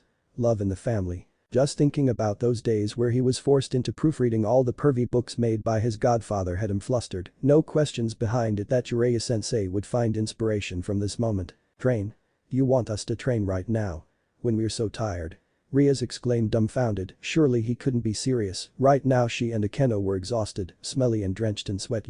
She needed to desperately take a shower. Cutie pie, will train but not today. Us girls need to look and smell good, and right now we aren't either. Akeno unknowingly voiced out her king's thoughts. It's alright, but how will I get back if I want to stay here? But this, Naruto-kun. Rias handed him a fancy-looking paper. This is a flyer, Naruto-kun. It's distributed to humans with strong desires so they can summon us devils, and we form contracts with them. It's one of the ways to progress from a low-class devil to a high-class devil. This is my personal flyer. Once you're done training, just hold on to it and desire me to come. Seriously? I just hold on to this paper and I just have to wish for you to come and you'll be here? Naruto asked incredulously, looking at the paper and seeing nothing special, just a small red circle with small decorations around. Yup, all it really does is let you summon me when you're done training. The amusement and mirth in her eyes clear for the skeptical blonde to see. He nodded slowly, skeptical as he was. He believed her. She hadn't given him a reason to doubt her. Rias-chan, you and I can ogle cutie pie later. Right now we need to take a hot soapy shower. Grabbing her king by the arm, ignoring the look of disapproval on her face, Akeno looked at the shinobi and blew him a kiss. See you later, Naruto-kun. Being inside a magic circle and teleporting somewhere else was a strange experience. Seeing it happen, but not being inside was also weird, but kinda cool. Truly surveying the area now that he wasn't paying attention to the two devils, Naruto was slack-jawed at the enormity of this place. The clearing spread out for miles upon miles, the size of this training ground being 1/4 the size of Konoha. Not exactly what the Jinchuriki had in mind, but he was certainly not complaining. For a training ground, this is really impressive, huh? At least I can take full advantage of this place and really train. Naruto murmured, bringing his hands in the cross formation and creating 1000 clones. Alright, listen up all of you, we have much that needs improvement. Separate yourself into 5 groups of 200, once you are all grouped, each of you will work either separately or with another group. Group 1 and 2, you both will work on chakra control, we need to stop relying on clones to help form Rasengan for us. Group 3 will practice the basics of the strong fist that guy sensei showed us, do not stop practicing until you have mastered the form and movement of the strong fist. Group 4, you all are gonna work on recreating Nagato's almighty push, Shinra Tensei, with wind chakra, keep a huge distance between y'all, so as to not kill the other clone or clones accidentally. Group 5, you guys will be split into 2, the first half will be on standby, ready to replace any clone from any group who dispelled while training. The second half is going to train alongside the Taijutsu group or group 3 and the strong fist, while I train my body, then meditate, once I'm done with that, the second half is going to be sparring with me. Now enough wasting time. Let's get stronger. Time skip. 11 hours. 11 hours of pure torture. What he just put himself through for training would make even the youthful bushy-browed duos cringe in horror and run away. Each minute seemed to equal 10 minutes, an hour seemed to equal 3 hours, to the blonde who trained from 9 in the morning to 8 in the late evening, he felt like it had been 2 days. It was go hard or go home. He didn't exactly enjoy wheezing for breath as he exercised, but he needed to be strong, and that meant pushing till he reached his limit and beyond. His chakra control still wasn't at the level he wanted it to be, but at least it happens to be much better compared to pre-workout chakra control. A strong fist can confidently say that the basics was mastered, now all he had to do was train and work on the advanced forms of said taijutsu style found in the scroll that guy sensei gifted him with a while back. The scroll in question being sealed on his wrist.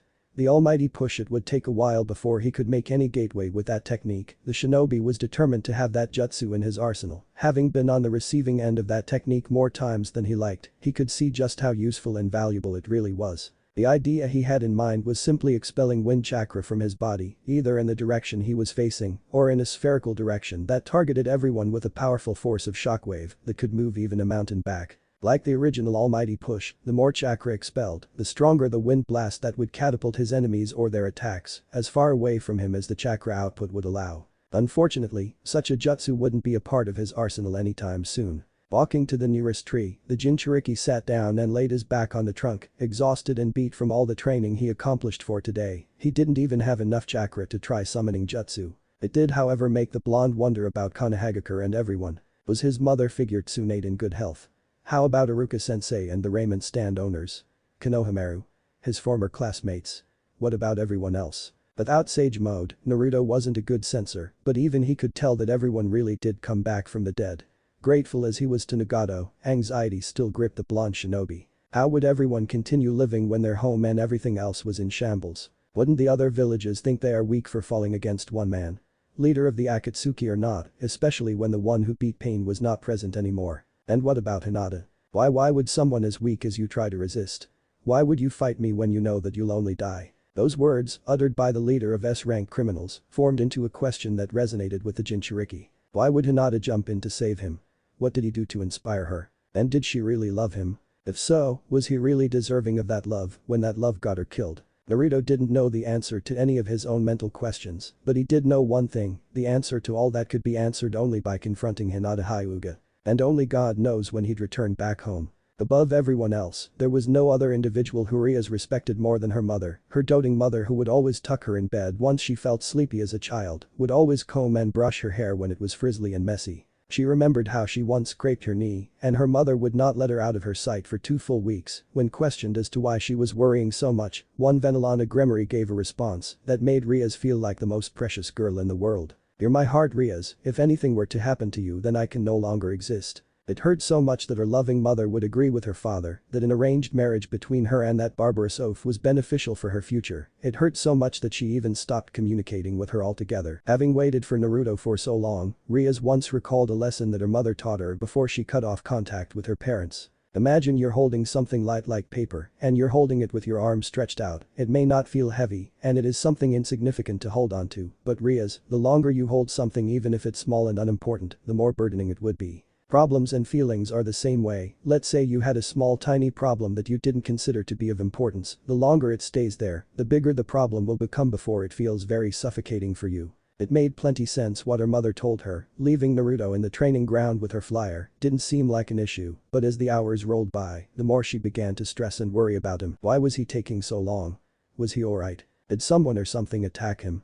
What happened to him? Each inquiry made only seemed to heighten the tension she felt. There was simply no way that he'd been training for 11 hours. I'll give him 10 more minutes, and if he doesn't summon me, I'll go to the underworld and find out what's going. A relieved smile split her face, tension fading away from her shoulder as she felt Naruto call out to her. She blushed a little when she registered his desires to see her. Well, if he wants to see, who am I to deny him? She thought coyly, her heart slightly racing at the prospect of seeing him. Forming a magic circle that teleported her right to him, the moment she saw the blonde, Rias acted on her first urge and enveloped him in a tight hug, completely missing the grief that was present in the shinobi's eyes before he schooled himself. Why didn't you call me till now, Naruto-kun? I was so worried about you. Rias blabbered unintentionally, flushing pink when she realized she revealed the extent of her worries to her crush. Sorry for worrying you, Rias, I just finished recently. Her reaction was a bit surprising to the Jinchuriki. It was a first that someone worried about him to this extent. It was really nice and something he could get used to. Well, I know how you can make it up to me. What can I do so you'd forgive me? Naruto smiled softly as he gazed at Rias, his eyes unintentionally darting to her lips before he forced it back up. Call me Rias-chan, that's all you need to do from now on. Naruto abruptly laughed, his chuckles confusing and flustering the young women who pouted at his reaction. Would you laugh, Naruto-kun? It's not funny. Sorry, Rias-chan, but I honestly thought that you'd want me to cook when we get back or to train your peerage or something. I didn't think it was something simple like adding chan to your name. Naruto stated honestly. Jerk, she mumbled with a light smile, letting go of the blonde and facing away from him. Conjuring her power and forming another teleportation spell, the blonde and redhead duo left the underworld and arrived back in Ria's residence in Kuoh. Were you really training the entire time? Rias asked curiously. To train for that long was just simply insane. It would however explain how he's so strong for a 16-year-old. I won't train you and everyone else that hard though unless that is what you'd like. Naruto couldn't really see them surviving such training. Hell, he was super fatigued and he was much stronger than everyone else. No offense intended towards Rias and her peerage. Definitely not, though. Do you have anything in mind for what we should train in? Also, how would you be able to help us in magic spells? Or is that not part of the program? Let's continue talking in the kitchen. I'll make us some ramen. It's really good. Praise the ramen god for creating such a wonder. Is ramen your favorite food? Of course it is, it's the food of the gods. Naruto proclaimed passionately, his earlier fatigue and exhaustion fading away as he devotedly worshipped his comfort food. Then I hope you don't disappoint with the ramen. Rias teased him. Naruto scoffed.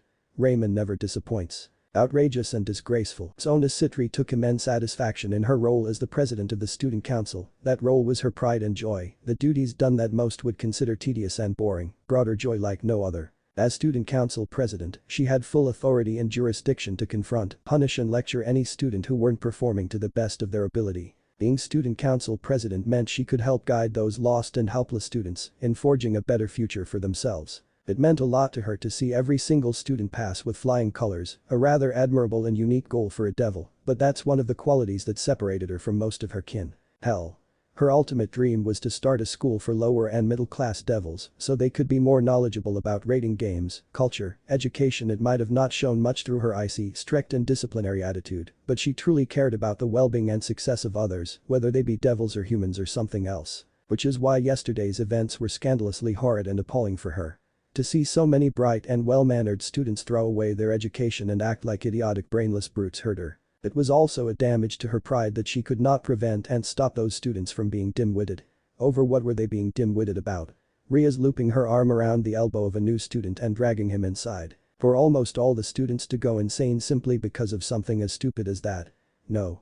This was in plain terms just unacceptable, and that's why everyone, minus those who stayed until they were dismissed, were going to be punished severely. The harshest of punishments falling on one Issei Haidu, of course. It was only because of her mind manipulation ability that all devils possessed that she was able to prevent the reputation of this academy from being dragged through the mud. What if she didn't possess such an ability? Didn't all those students understand that attending top universities like Oxford or Harvard would be impossible with a damaged reputation? Did they not realize that attending universities or colleges in general would be quite difficult? All of them, especially Issei Haidu. They all will be disciplined very thoroughly.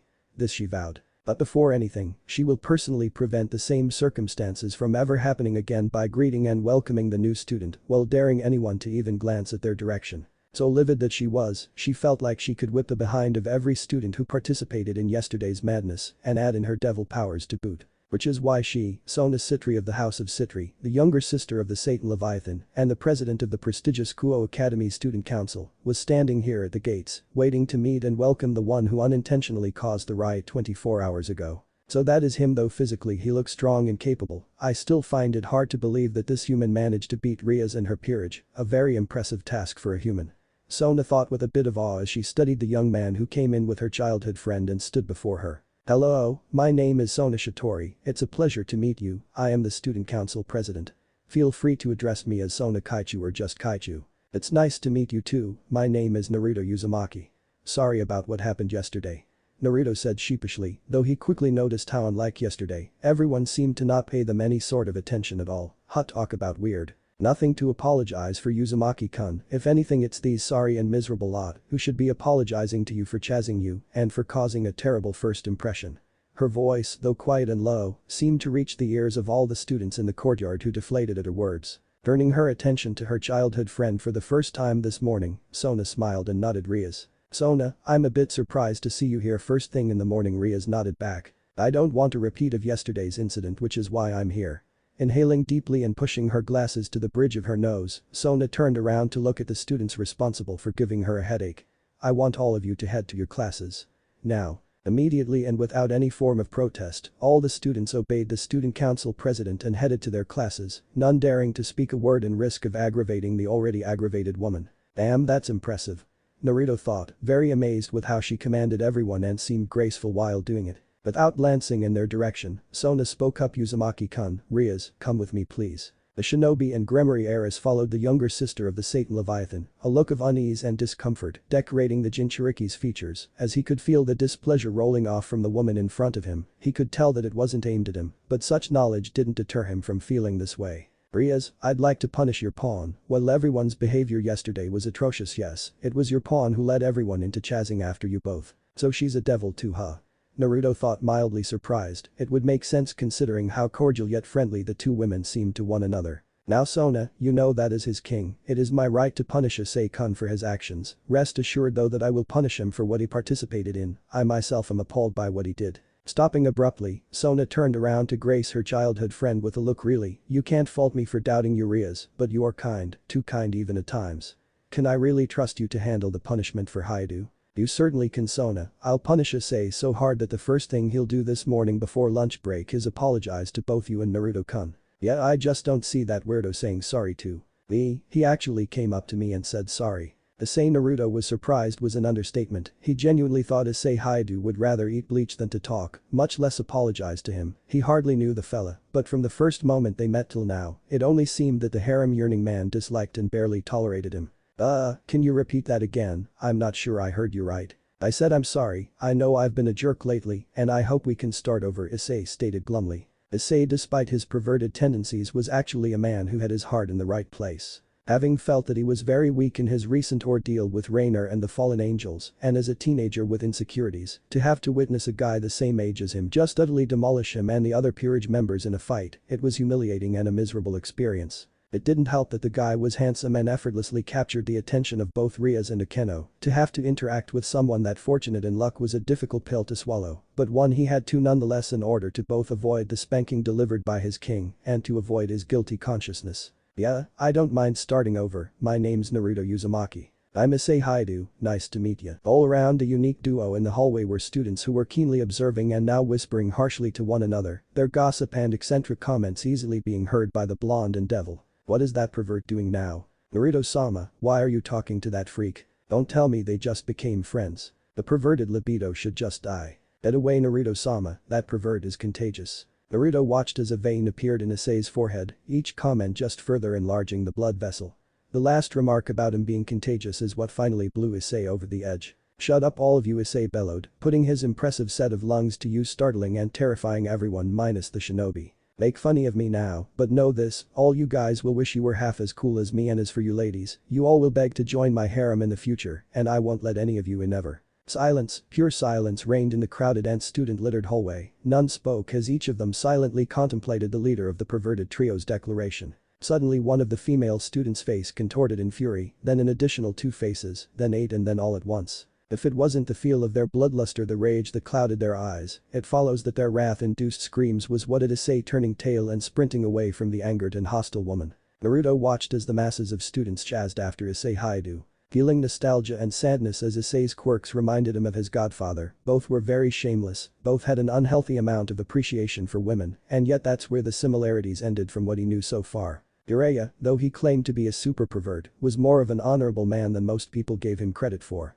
In a world full of bloodshed and hatred, he was one of the few who aspired to achieving world peace. He cherished and loved people like they were his own family. And as he recently found out from his fellow disciples, Jiraiya stayed behind in order to look after and care for 3 orphans he didn't even know. Such actions would have surprised many who claimed to know Jiraiya, but never truly knew him. He had a heart of gold underneath that pervy and lewd exterior. Taking a deep breath to steady himself, his emotions spiking at the thought of his dead godfather, he took several more breaths to calm his heart, feeling great agony at the loss of his father figure. Closing his eyes in concentration, Naruto pushed back the feeling of loss and pain, locking those emotions deep inside his soul. A full minute passed before Naruto finally felt centered and balanced, not at pain, but not completely at peace within himself. Opening his eyes, the shinobi jumped back as his eyes found a deep set of concerned yet beautiful lavender orbs, just a few inches away from his face. "Are you okay?" Akeno asked softly, the worry in her eyes quite obvious for the Jinchuriki to spot and pick up. Right after the first period had ended, Akeno made it her mission to look for the man who beat her and everyone else, looking forward to spending more time with him and to give him the promised tour of the school. She had nothing for the second period, it was vacant so as to give her time to study usually, but it presented her with the best opportunity to help out the cutie pie, especially when she knew that he had nothing as well, since she familiarized herself with his schedule. Some might say that it was a little creepy, but in her defense, she only wanted to help him, since he was so unfamiliar with not just the school, but also the town itself. That was her thought process, but such thoughts wouldn't help her when they'd noticed the red hue in her cheeks. Having arrived just in time to hear Issei's stupendously outrageous yet hilarious declaration. It took everything in Akeno not to collapse and dissolve into uncontrollable fits of laughter, her lips trembling with heavy exertion to stop the giggles that wanted to come out. She managed to suppress the laugh, but not her amused smile. Her smile slowly faded as she took notice of Naruto's shaky breaths, the amusement in her eyes, transitioning into a worried look as his eyes closed for what seemed like forever. Akeno felt the urge to hug the blonde, an instinct that she didn't bother trying to quell, as she crept closer to the clearly at pain blonde. Standing right there before him, Akeno started to move her arms to wrap them around Naruto and abruptly returned them to their natural place as the shinobi finally opened his eyes. An almost unnoticeable blush grew on her face, feeling great embarrassment at her failed attempt to physically comfort him. Still, despite her embarrassment, she truly wanted to know if he was alright or not. "Don't worry about me, Akeno, I'm made of strong stuff." Naruto replied back with a small grin, the grin melting away at the frown that formed in Akeno's breathtaking visage. "Naruto-kun, just know that whatever it is that hurts you, you can talk to me about it," she told him quietly. Internally disappointed at his lack of confession. "Thank you, Akeno-chan, it goes without saying, but if you need someone to talk to as well, I'm here," kinda pointless to offer since you have Rias and the rest, but yeah, I'm around to help," Naruto stated sheepishly. The lingering disappointment disappeared at his words, and she gave him a small smile. Grabbing his hand, Akeno giggled lightly at his confused expression. "Don't tell me you already forgot about the school tour, cutie pie. Not that I'm unhappy about you showing me around, but don't you have class, Akeno-chan? For the first semester, I have no classes on second period and that's the same case for you, now let me show you everything the school has to offer," she said while tugging him to her. The shinobi offered no resistance and allowed her to drag him around, feeling very much like a doll played with by a 5-year-old, incapable of resisting, just used and played with until discarded, not that he felt that Akeno would just use and then discard him. Being deep in thought as he was, Naruto failed to catch the livid and heartbroken expressions that adorned the faces of the male population, the feelings of ire and sorrow that originated from their souls, caused by an unsuspecting shinobi. Not Akeno though, she easily picked up on the thoughts and jealousy of the male student, a small flush on her face at the assumption made by her fellow students. She did nothing to dissuade the male population from thinking that they were a couple. The only thing that prevented the students from forming another riot to punish and chase the blonde out of the school was the predatory and menacing glint found in the student council president's eyes back at the assembly. As such, they could do naught but watch as one of the beautiful one-isamas of the school held hands with that annoyingly handsome blonde and took him away from the female secluded hallway. The fear in their hearts instilled by the little sister of the Satan Leviathan prevented them from clobbering the blonde and winning the heart of the mesmerizing Akeno Himejima. "What are you all doing here?" go to your classes now," roared Tsubaki, the vice president of the student council and the right hand and queen of Sona Citri. That snapped the male population out of their depressed and heartbroken state. Immediately they all dispersed and scattered, none willing to risk the ire of the normally stoic vice president. "Where are you taking me, Akeno-chan?" Naruto asked curiously. "Quite a few places, cutie pie. There's the gymnasium, the cafeteria, where your other classes are at, the library, the clubs at school, the locker room and my favorite spot at the school." "Favorite spot?" Akeno nodded and smiled lightly at him. "You'll see, in fact that will be our first destination. Kuoh Academy is regarded as the finest school in all of Japan for a reason. That's one of the major reasons as to why Sona-chan is so furious with everyone, because yesterday's debacle almost cost the school its reputation." Akeno said with a giggle. "I am completely innocent in this. I still don't understand why I had an army of nutcases chasing me out of the school. Only thing I do know is that Issei was the one leading them. How do I say this without sounding arrogant or bratty?" Akeno's mind was blank, nothing came to mind in how to describe their position without coming off as conceited and shallow. Sighing at her failure, the Thunder Priestess just tried her best not to give a bad impression. "The only thing I can say is that everyone in school, like everyone has a lot of appreciation for both me and Rias-chan. There is also appreciation directed at Kiba-kun, Kaneko-chan and Asia-chan. There is also Sona-chan and the student council. But out of everyone in school, there is no one more loved than me and Rias-chan. They love us like a lot, to the point where we most of the time stay in the orc club just to avoid our eccentric and bizarre fanboys and fangirls." "When you say everyone, even the teachers and staff?" Naruto asked owlishly. "Yes, me and Rias-chan got used to it a long time ago." Akeno stated simply, attending the same academy and receiving the same daily treatment for 2 whole years, it numbed a person to the affection and the obsessive devotion that everybody directed at her. It was kinda sad to get used to something like this, but life was different for every soul. "Well, that's very creepy, Dadabeo." Naruto instantly cursed himself for the stupid tick mark. What a way to look unmanly. "Dadabeo? That's so cute," Akeno gushed teasingly. Dramatically hugging the life out of him, making sure that the blonde could feel her blessed and well-endowed attributes. "Mission accomplished," Akeno thought with a small lustful grin, having easily noted the pink hue gracing the shinobi's face. "I'm not cute. I'm a man and men aren't cute, they're badass," Naruto exclaimed loudly, trying not to show any outward reaction at the feel of the voluptuous woman soft pressed against his chest. The Thunder Priestess snorted and laughed softly at the shinobi's reaction. "I think a man can be both cute and manly, besides you didn't have any problems with me calling you cutie pie, you don't, right?" Akeno asked him while giving him the look. Poor Naruto looked her in the eye, the perfect response in his head, just waiting to be delivered, just waiting to be said and all but forgotten as he peered into the quivering and moisture-filled eyes of one of the most sensual and beautiful women he's ever had the pleasure of seeing. Her heart-capturing features easily influencing and taking a hold of Naruto's being. What was he going to say to this woman?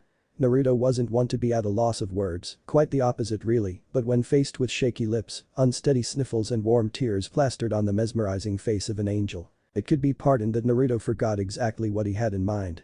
"I don't mind, Akeno-chan." No sooner did his words reach her ears, a large smile graced her face. "You make me so happy, cutie pie, so happy that I could eat you up." Naruto instantly blushed crimson at Akeno's lewd words, yet as embarrassed as he was, he couldn't deny that he was actually enjoying the attention. Akeno laughed at the embarrassment that this handsome young man felt, it just didn't make any sense how he reacted. When men are so powerful, especially at a young age, they're surrounded by the company of so many women who happily flaunt their body in hopes of catching a powerful man's attention. Because of how often the strong would be surrounded by attractive-looking women with no sense of normalcy, the men would grow immune to the woman's shameless display and indecency, so much that in some cases a woman could be naked and yet the powerful would not be fazed in any way. To see Naruto, someone whom she found out the hard way was really strong, it perplexed her as by all rights, someone of such a standing of strength shouldn't be that embarrassed by her forwardness, and yet he was. It was both really cute and just so endearing.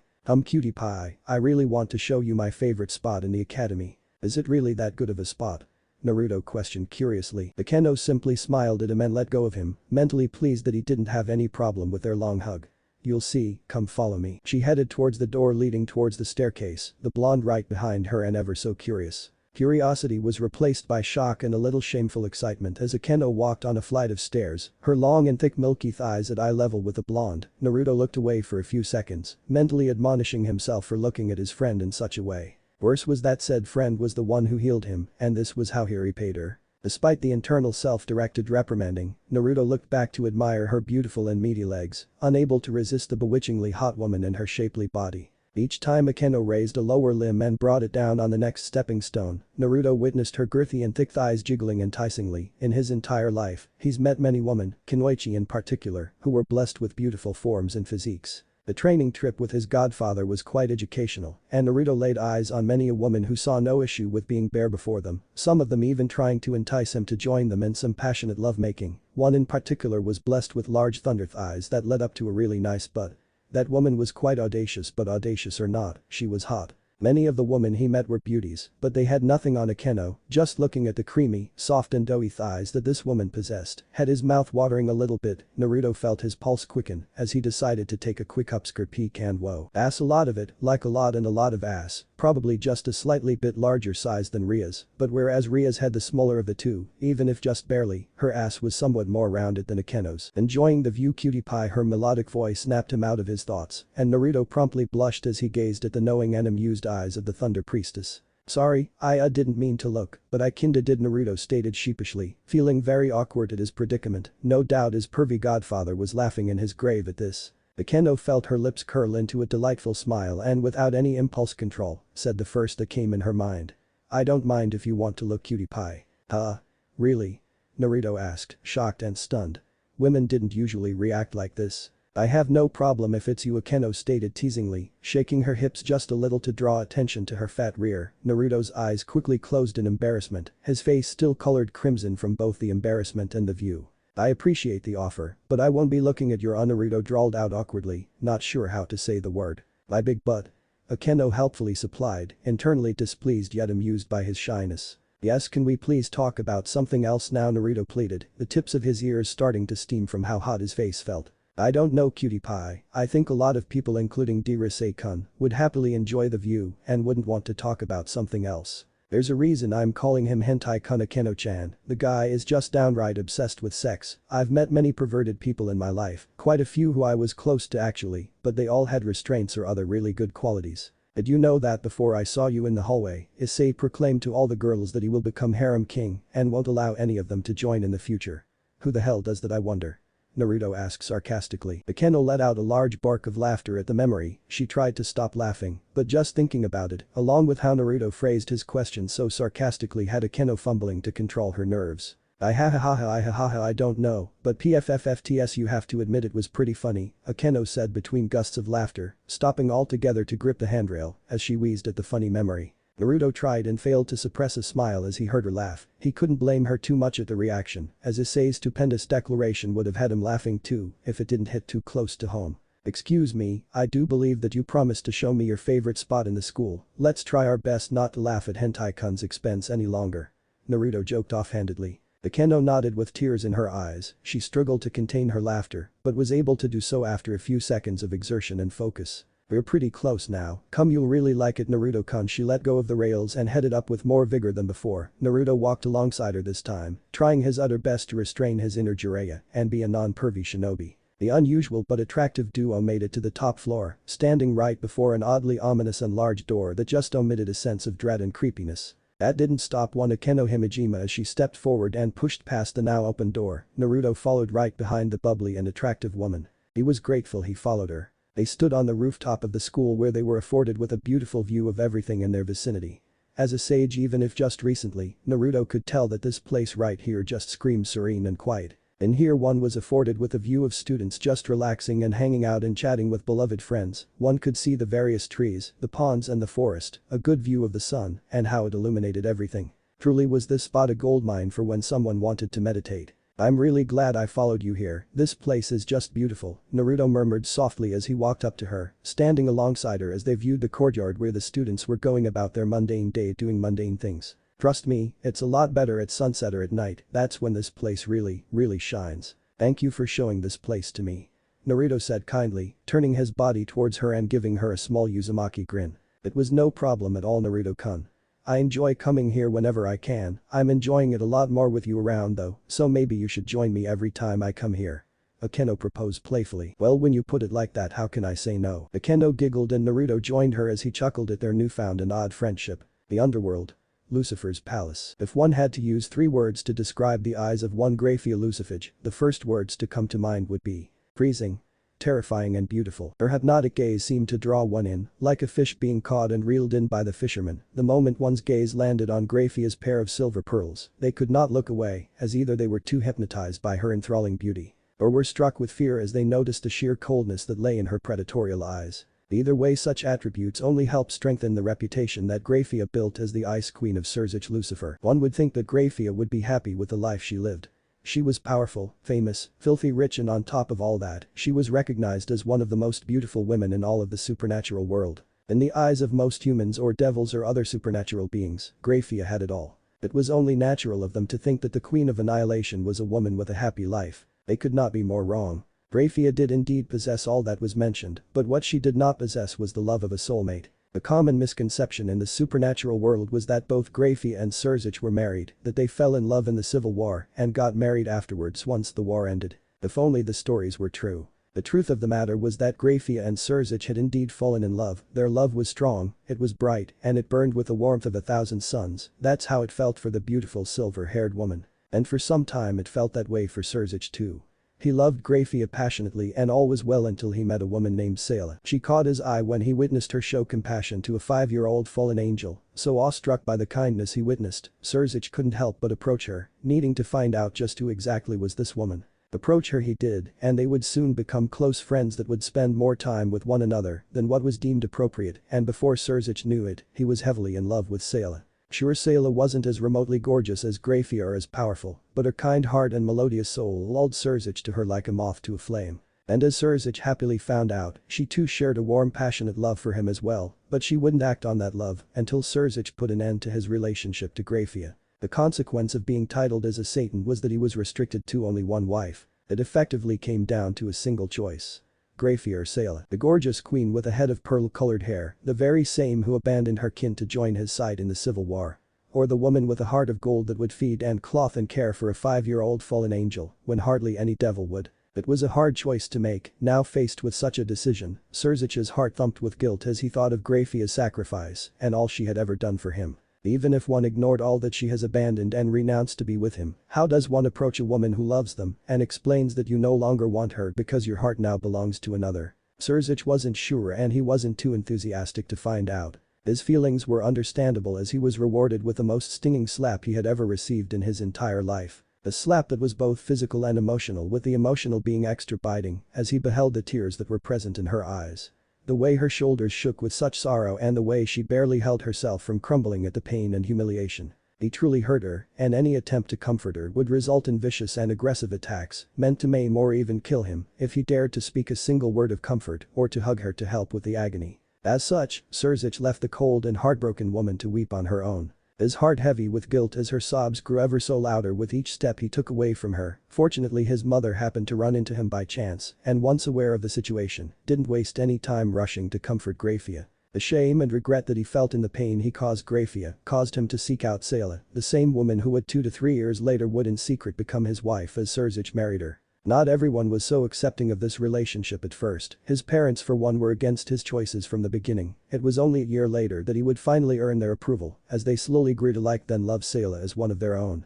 Grafia on the other hand, she eventually forgave him and was even so kind as to help cover his marriage with Selah, but the coldness that greeted him whenever he stared into her alluringly silver eyes, the coldness in her eyes whenever she stared at him never faded away. Fortunately, Grafia didn't grow resentful as she spent more years in the Gremory estate. She came to love Rias as her little sister, came to love Lady Gremory as her mother, she even grew to love Selah and Milikas as a sister and nephew.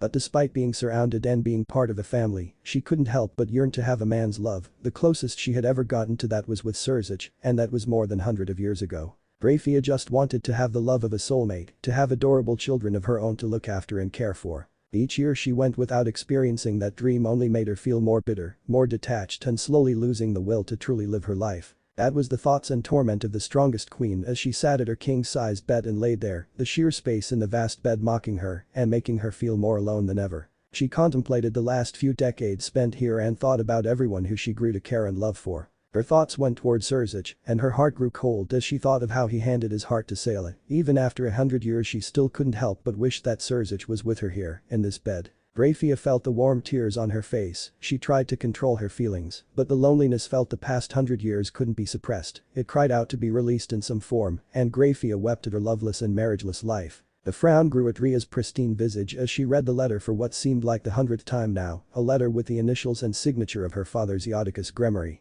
The contents of the letter were most displeasing to Rias as she contemplated the piece of information received.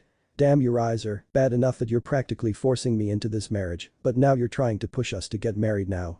When we already agreed to solve this once I was done with university, damn you Rias thought angrily. Truly it seemed like she just couldn't catch a break, her day was entirely ruined, no thanks to that belligerent pig and her beloved father. She read the letter one last time, her form encased in her signature power of destruction, as she grew even more wrathful at the contents of the letter. Even more displeasing was that Riser was supposed to arrive tomorrow to see her in her club, she had just ran out of time with getting rid of this contract. Ugh, she needed immediate solutions to get out of this shackling and unwanted marriage, but her only two options were either a rating game, an option that wasn't very favorable for her. The other option was being sullied with another man's seed, and there were no guarantees with that option that it would annul the contract. Riser might not even care that she would be spoiled goods as people would see it. Besides she didn't have many men to choose from, Kiba was too respectful and only had eyes for Tsubaki. Issei could work, but truth be honest, she'd rather not give her virginity to her pawn. That left only Naruto-kun, but doing it with him meant that he might not respect her as a woman after the ordeal. She does plan to pursue a relationship with him once she's done with Riser, and the stupid marriage contract, choosing Naruto, meant that she might forever lose his respect and admiration. That was of course not mentioning that it will be her first time, it was supposed to be with someone special, right? Sex was supposed to be a union caused by love or lust, yes. Definitely not a union caused by desperation. Snap out of it Rias, none of this will matter if I'm married to Riser, I will get out of this accursed marriage one way or another, the redhead thought determinedly, getting up while simultaneously crumbling the letter in her hand. Yet despite her newfound determination, Rias couldn't help but be saddened at the recent turn of events and what she had to do. Why do you do this to me, father? Is it wrong that I just want to be like a normal teenage girl with no shackles and to just have fun and meet boys I like? Is it really that wrong? Rias felt the beginning of tears building in the corner of her eyes, she wiped at them and sniffled, but her heart broke at the circumstances put in place by her parents. Forgive me Naruto-kun, Rias uttered sadly, her blue eyes alight with grief and bits of shame for what she had planned. It was nighttime when Naruto finally returned home to his and Ria's shared residence, having spent most of the day either learning in school, hanging out with Akeno or training. Nuruto felt like he was owed a date with his bed. Of course, being on a date entailed that he had to shower and smell good and not reek of sweat. One hot shower later, and Naruto was happily nuzzling his face on the soft and comfy pillow, the way his comfy cushion just wrapped his face in softness was tugging him to blissful sleep. He was looking forward to it. You don't always get what you want, unfortunately. Naruto came to that startling realization as he heard Rias knock on his door, getting up sullenly while mentally crying at his luck and fortune. The shinobi trudged towards the door where on the other side a mesmerizing redhead lay waiting for him. Hey Rias-chan, you just ruined my beauty sleep, is everything okay? Naruto's cheerful disposition faded away into a concerned outlook as he gazed at a set of watery and heart-tugging aquamarine orbs. Hey, what's wrong?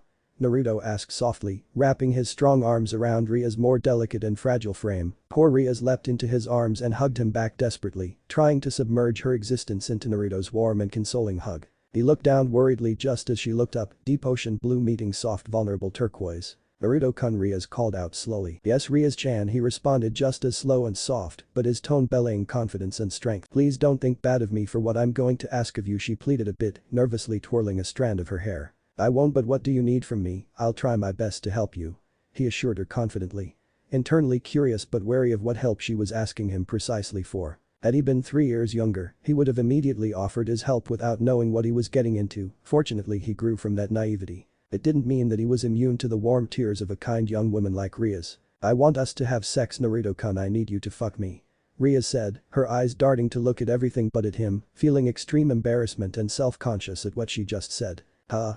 Naruto was dumbfounded. Are you really gonna make me say it again? Rias asked with even more unease than before, her cheeks flushing even more crimson. No, I heard you the first time, you just surprised me is all. Rias-chan, where is this coming from?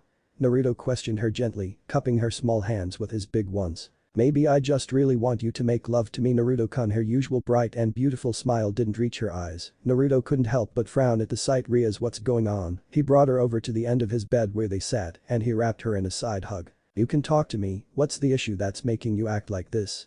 I can tell just by the look on your face that you're very sad. Naruto tried to console her, his heart bleeding with worry for the unusually sullen and discouraged girl. It doesn't matter Naruto-kun, just make me a woman already. She got off the bed, causing the blonde to drop his arm, and Rias grabbed his shoulders, pushing him gently till he lay on his back with her straddling his stomach area. Only now did the shinobi catch on that Rias was wearing a flimsy purple see-through nightgown, the fabric failing entirely in its purpose of covering Rias' beautiful and curvaceous form. Large milky practically out there and jiggling. It took a lot of willpower and determination, but Naruto forced himself not to blush, trying his utmost best to not look down and ogle a clearly in need of help friend. Rias-chan, stop. It's obvious that something is going on, talk to me. Naruto pleaded as he lifted the reed off him, eliciting a squeak from the heiress as he stood up and placed her on the floor, crossing his arms and waiting for an explanation. Rias looked down and sighed despondently before looking back up. I'm in an arranged marriage, one that I've been stuck in since I was a child. I'm being forced to marry a despicable pig who only sees me as another pair of tits and ass. I've been trying for a long time now to get out of it, but nothing seems to work. I'm sorry that I came to you like this, but it was the only thing I could think of to escape this forced marriage, to escape from Rise or Phoenix. I know it's not fair to you, and I'm sorry Naruto-kun, but I didn't have much of a choice. Hey, I'm not angry Rias-chan, I am a little disappointed. Naruto trailed off seeing her wince. But I know that you have your heart in the right place, so don't worry about this, I forgive you. Naruto consoled her. Now what's our gameplan? What options do we have so far in regards to saving you from this Riser Phoenix? Tell me everything Naruto demanded. Rias looked shocked at his use of we. The shock faded away, and Rias felt a bit more better and at ease to have Naruto by her side. Tell him she did as she explained everything from her father's hands in the contract to how she felt in all of this, the view that the underworld society had about it. All this was information Naruto was soaking up patiently, his features twisting slightly at the thought of Ria's parents. It would be quite accurate to say that everyone in the underworld, be it my parents or the Phoenix clan or the Elder Council, they all want this marriage to happen, each have their reasons, but I'm the one who is losing the freedom from this affair. Rias explained sullenly. Rias Naruto called out softly, said girl looked at him silently, waiting to hear what he had to say about all of this. Placing his hand on her delicate shoulder, he said the only thing that came to his mind. I promise that you won't be married to Riser or to any other douchebag who you don't want to marry. Naruto vowed to her, unveiling the resolve and confidence in his eyes to the silently observing Rited. Slowly, the blank expression on Ria's face faded away as she smiled gratefully at him. Thank you Nar. A blue teleportation circle formed in the middle of the room. What followed next was the voluptuous form of a silver-haired woman garbed in a French-maid attire, with piercing grey eyes glaring at the blonde. Rias-sama, get away from this trash. Grafia demanded frostily, her posture rigid and tense as she took note of the scantily clad heiress, standing just mere centimeters away from the muscular blonde, whom her little sister figure was no doubt planning to lay with tonight. Naruto's eyes hardened as he glared at this woman, the audacity of her to come into his room uninvited, demand something from Rias and insult him. He opened his mouth to let her know exactly his thoughts and got cut off by Rias before he could say anything, who immediately leapt to his defense. Grafia, what do you think you're doing? You have no right to just come barging in like this, and furthermore, Naruto-kun is not trash. I've come here to stop you from making a terrible mistake, though I did expect you to be in your pawn's residence, so you can imagine my surprise when I learned that you're housing a human and planning to be intimate with said human. Grafia stated stoically, her eyes trained on the blonde who glared back. Rias frowned heavily at her brother's queen, most displeased with her actions. That same human who you were insulting is the same one who turned down my advances and is the very same who's actually trying to help me with this stupid marriage. No matter what role he played tonight, it doesn't matter Rias-sama, your presence is required as issued by your parents Lord and Lady Gremory.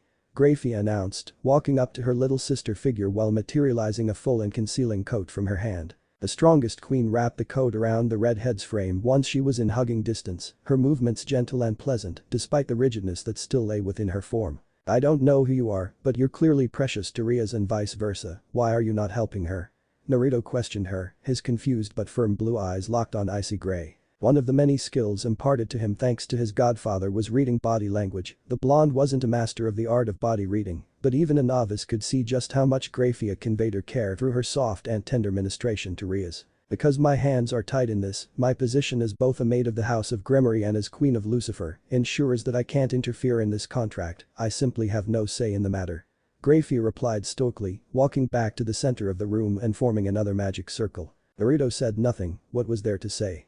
Clearly the odds were stacked against Rias in every conceivable form. It didn't mean that he would give up and let her lose, but the situation was just not favorable. Rias seemed to read his thoughts because she turned to look at him, her eyes conflicted and a fake smile plastered on her face. "I'm sorry Naruto-kun, but don't worry, I'll figure this out and I'll see you tomorrow."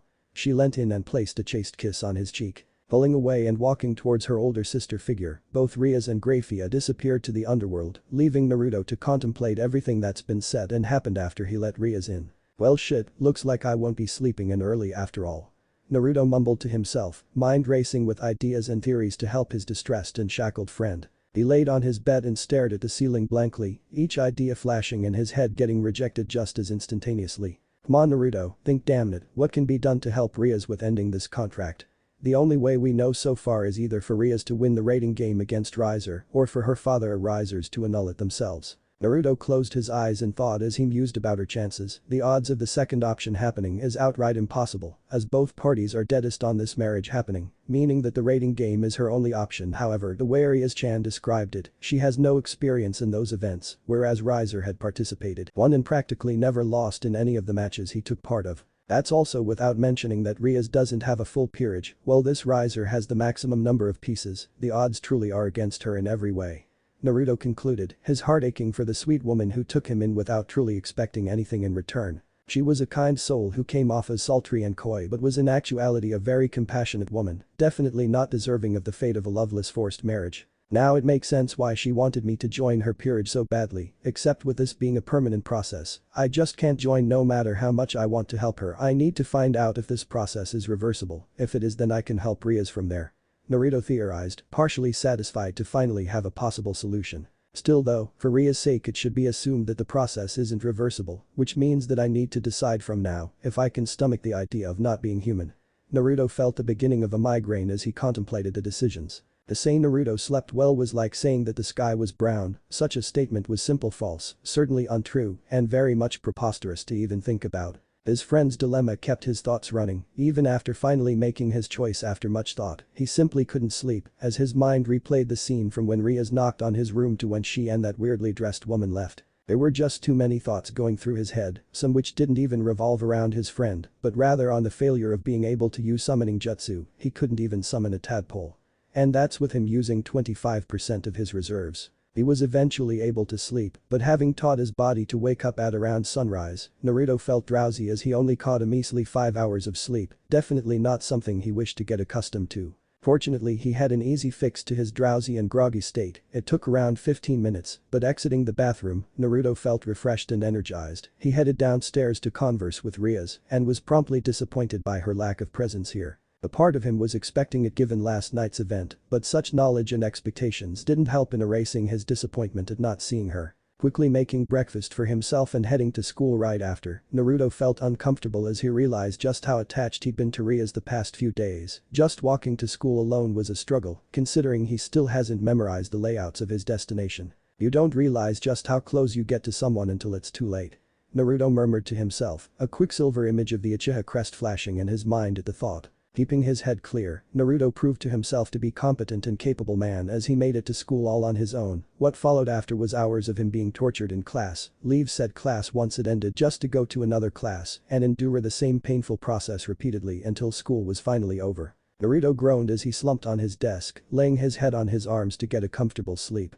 School was finally over, but paying attention to teachers as they droned on and on about history or math or physics was quite challenging, made even more so since he had a headache from creating so many clones earlier to study, so he could catch up. He won't be dead last ever again Databeo. But despite his new goal and despite the fact that this time around teachers were not trying to sabotage his education, it sure as hell doesn't mean that he'll enjoy studying.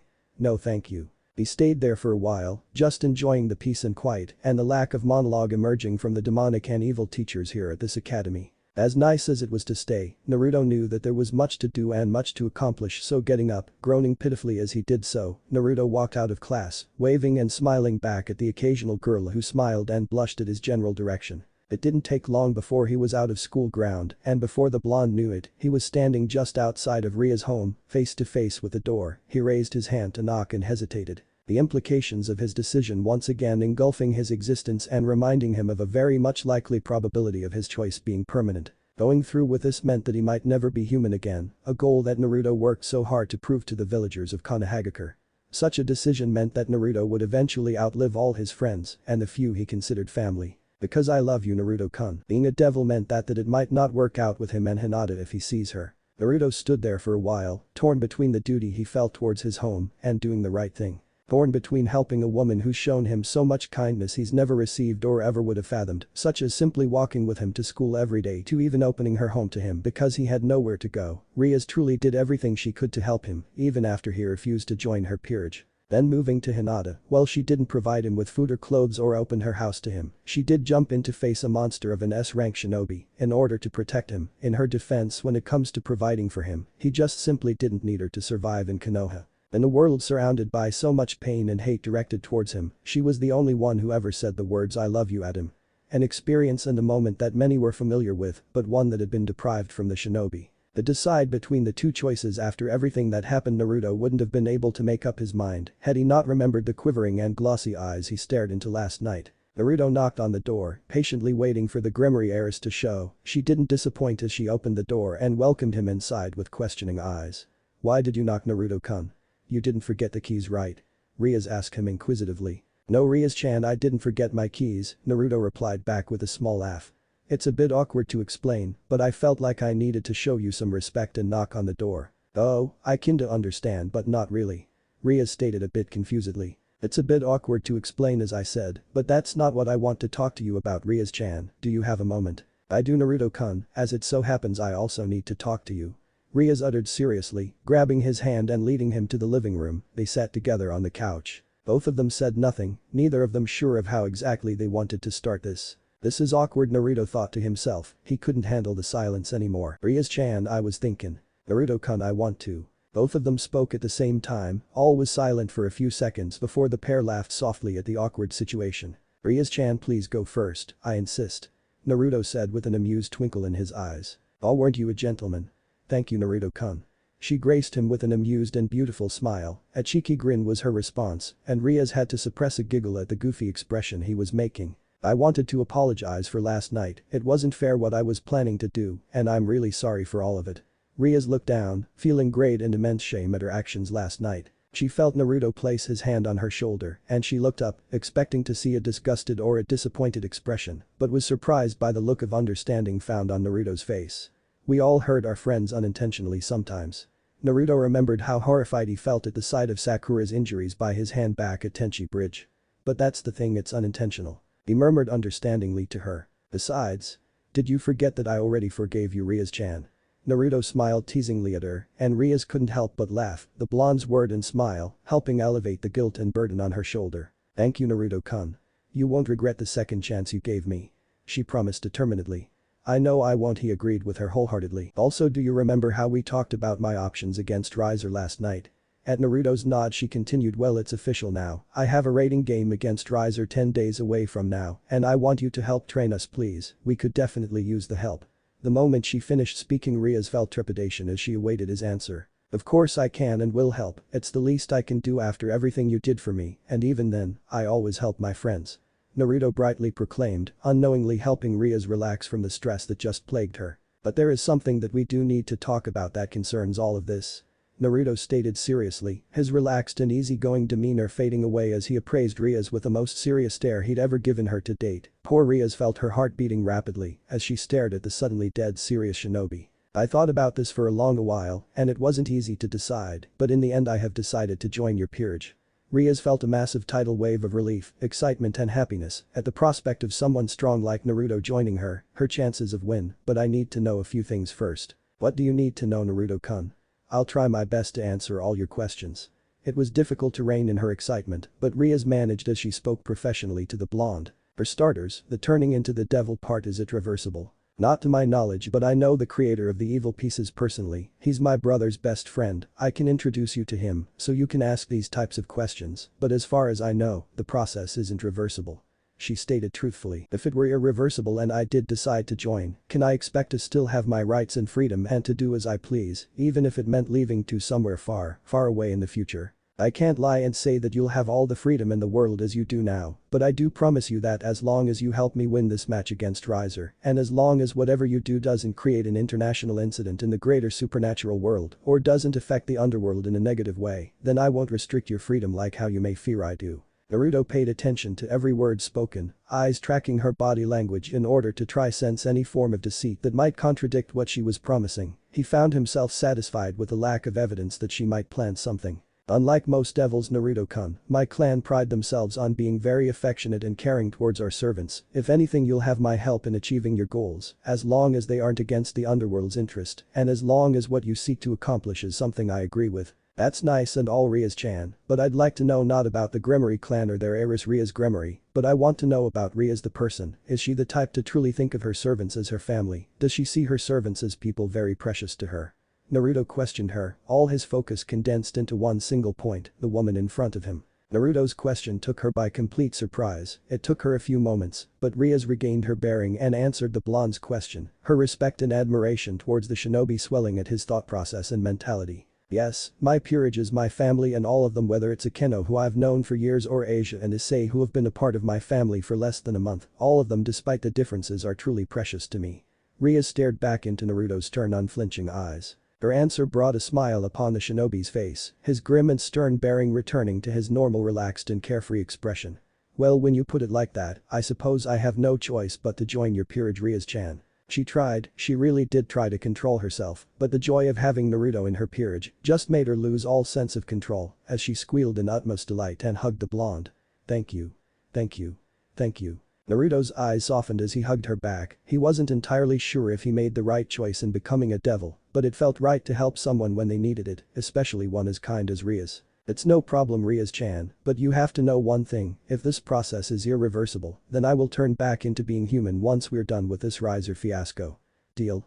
It was tough being stern towards a woman who was hugging you tightly, but Naruto got his point across if the repeated nodding was anything to go by. So how do you turn me into a devil? Naruto asked her curiously. Oh, that's pretty simple really. Rias let go of him and stood up for the next part. She had him lie down on the couch as she explained the process to him. Every chess set has a total of 16 pieces, 1 king and 1 queen, 2 rooks, 2 bishops and 2 knights. There's also 8 pawns altogether. The king piece is in me as I am the leader of the peerage, Akeno-chan is my queen, and my right hand so to say, Kiba-kun is my only knight, and Kaneko-chan is my only rook, Asia-chan also is one of my only bishops, and Issei-kun his case is a bit special, as he took all 8 of my pawn pieces. Now would be a good time to mention this. Unlike in canon, Rias doesn't have Gaspar Vladi in her peerage, she never met him. He doesn't exist in this world. Naruto was dumbfounded at this startling revelation. There was simply no way that Issei was that strong. Issei took all 8 of your chess pieces. How does that work exactly? No offense to Issei, but he isn't exactly strong, actually he's pretty weak, no offenses intended again, but what is the worth of pawn pieces compared to the rest? He needed to know the answer to this question. Rias had to stifle a giggle at the blonde's reaction. It was quite amusing really how he felt in regards to Issei, nonetheless she indulged him.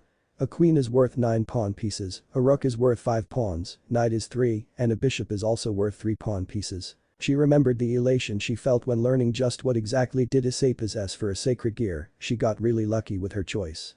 Issei is a special case because his sacred gear is one of the Long Ina sacred gears. There are only 13 of them in existence, Naruto-kun, and they are so powerful that they're classified as God's killing weapons. And Issei possesses one of them. Now it made sense why it took Issei all of the pieces in order to be a part of Rias' peerage. Kinda like being a Jinchuriki, huh? Naruto thought to himself, seemed like he and Issei had more in common than what he thought initially. Yes he does, I'll tell you more about it later, Naruto-kun. Right now I want to turn you into a devil, then we'll make the most out of these 10 days and become stronger. Even a moron could feel the determination in her voice as she voiced out her words. This right here, Naruto-kun, Rias said, gesturing to the unique looking piece that materialized on her hand. Is a mutated rook. Mutated pieces are quite rare and are much stronger compared to the standard pieces that every high-class devil would possess. I only possess one because of my Ani-sama gifted me with his mutated piece. Not that I mind you using such a piece, but why use that specific one if it's that rare? He questioned inquisitively, no doubt there was a reason behind this choice. Well, Naruto-kun, Rias trailed sheepishly. You're too strong for me to use the standard pieces. It's one thing if I'm turning someone weaker than myself into a devil, but that's not the case here. This wouldn't work if not for my brothers or technically now my mutated rook. Naruto nodded at that, her explanation was quite logical and reasonable. So how do we do this, Rias-chan? Rias smiled gently at him. Like this. She placed the mutated rook on the center of his chest and started to chant. I, Rias Gremory, do hereby order you Naruto Uzumaki in my name to live as a devil of my house, you shall become my devil and rejoice as my new rook. The abnormal-looking piece atop the shinobi's chest glowed a bright shade of red not unlike Ria's hair and sunk into his body. A fact that had Naruto feel and look uncomfortable as he sent a questioning and unsure gaze to the visibly happy redhead. I believe in you, Issei-kun, I know you can achieve whatever you put your mind into. Asia cheerfully proclaimed, her faith in her first friend and Kinda's secret crush being absolute. You do? You really think I can achieve my dreams?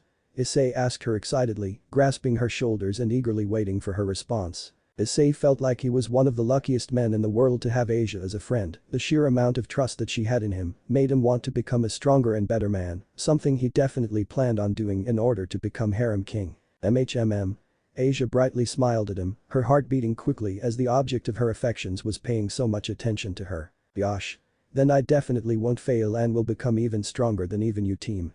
Issei roared enthusiastically. His announcement was met with approval from everyone who smiled at him encouragingly minus Naruto and Kaneko. The shinobi just rolled his eyes and mentally apologized to his teachers for his past behavior before he left on his trip with his godfather, Issei's rumbustious attitude reminding him of his younger, more eccentric self. Kaneko on the other hand just ignored him, pretending to not hear the pervert at all. That's the spirit, my dear Issei-kun, work and train very hard for me, okay? Rias fluttered her eyelashes seductively at her only pawn, her voice melodic and soft yet very alluring as she addressed the second weakest member of her group. If possible, Issei seemed even more fired up than before. I will become super strong, and one day I shall touch your heavenly butchu. Akeno bit her lips to stifle the laugh at the awkward smile Rias sent her pawn. Naruto had no reservations as he let out a loud bark of laughter, followed by several smaller ones. Giba too couldn't resist chuckling at the announcement, while Asia was appalled yet blushing at his indecent words. Kaneko just gave the leader of the perverted trio a dark glare, then looked ahead, intent on just forgetting about his pitiable existence. Cutie pie, if you want. Akeno slid up closer to the blonde shinobi, her mouth just an inch away from his ear. You can touch my anytime.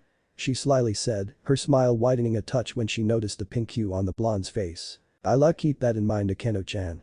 Naruto mumbled embarrassingly, desperately trying to not think about the audacious woman's offer. Rias narrowed her eyes dangerously at her queen.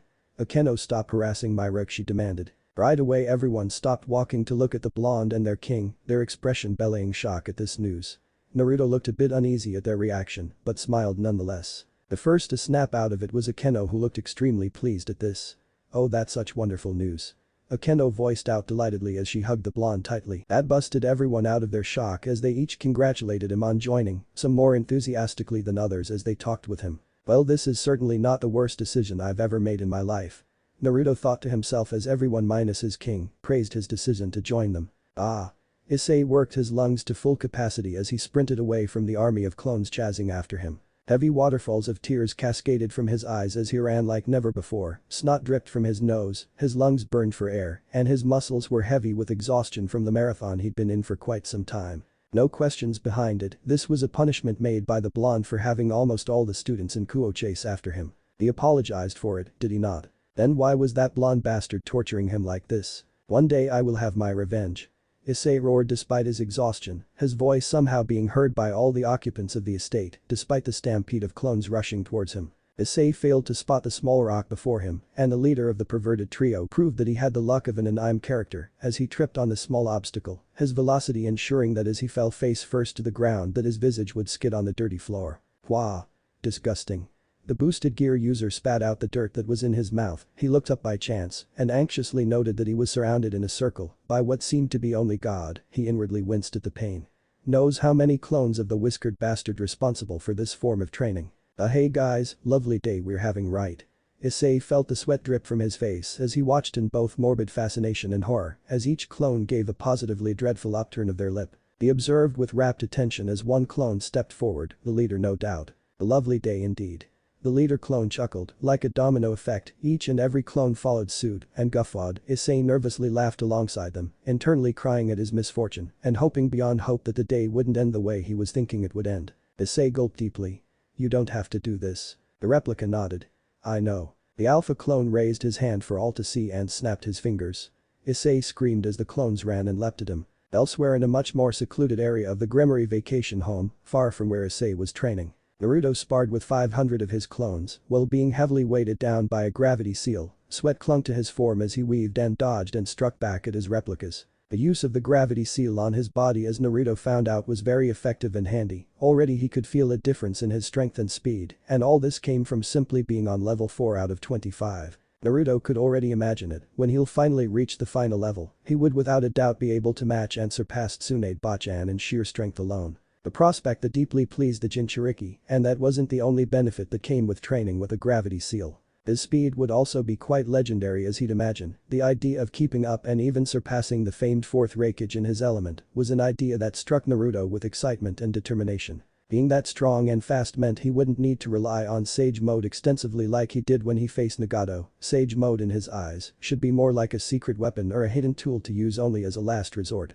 As such, Naruto was all too willing to train himself to be a much more capable shinobi than ever before. Regardless of how he felt though, sparring against 500 clones while being heavily weighted down wasn't always inspiring and enjoyable, evident with how Naruto found himself on the receiving end of quite a few fists and kicks. It was impossible to remain unscathed when training in this form, but none could deny the effectiveness of such a program. Maybe he needed Issei to get in on this.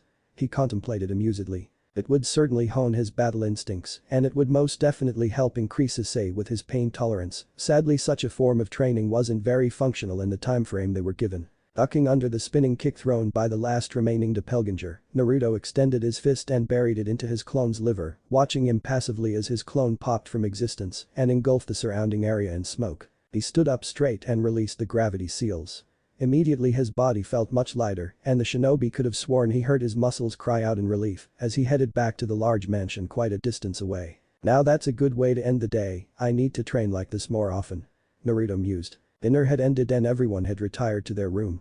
Naruto laid his back on the king-sized bed and sighed contentedly. While he did find the size of the mattress to be unnecessarily large, he wasn't really complaining, as never had he had a bed like this back in Konoha. It was also criminally soft, and Naruto couldn't help but wonder if he could get away with stealing this mattress and taking it back to his home dimension. He was in another dimension with seemingly no way to return, and the only link to his home was both his headband and the furry asshole stuck in his guts. How did he find himself in these sorts of situations? He didn't know. Unsealing his headband from the seal in his left wrist, Naruto scrutinized and inspected the piece of article that symbolized where he was from. Memories of the barren wasteland he called home flooded his mind, and the Jinchuriki found himself unable to look at the headband any longer, feeling unworthy of looking at the object once he remembered how he failed in protecting his home. Yeah, the people of Konoha were alive again, but what if Nagato didn't decide to revive the people he had killed in his invasion?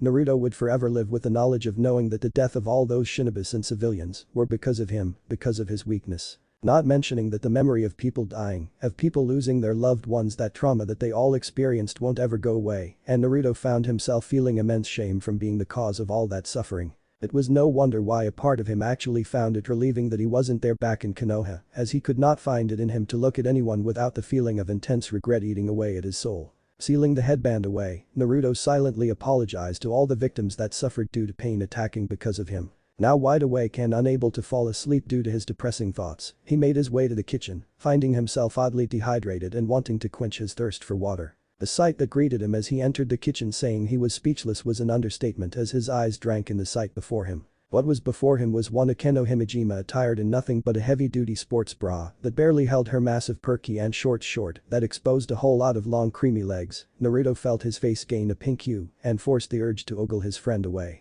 He glanced at her beautiful soul-pleasing visage and was promptly confused by the pout she adorned. His gaze drifted slightly to the side, and suddenly it made sense why the ravinette was pouting. Akeno had a semi-large plate that carried the most delicious cake he'd ever seen in his entire life. It was a triple-stacked strawberry cake, sprinkled with many bits of M&Ms. A deliciously pearly white substance decorated the cake in the shape of a heart right in the center of the tasty-looking food. The shinobi with awe recognized the substance to be vanilla cream.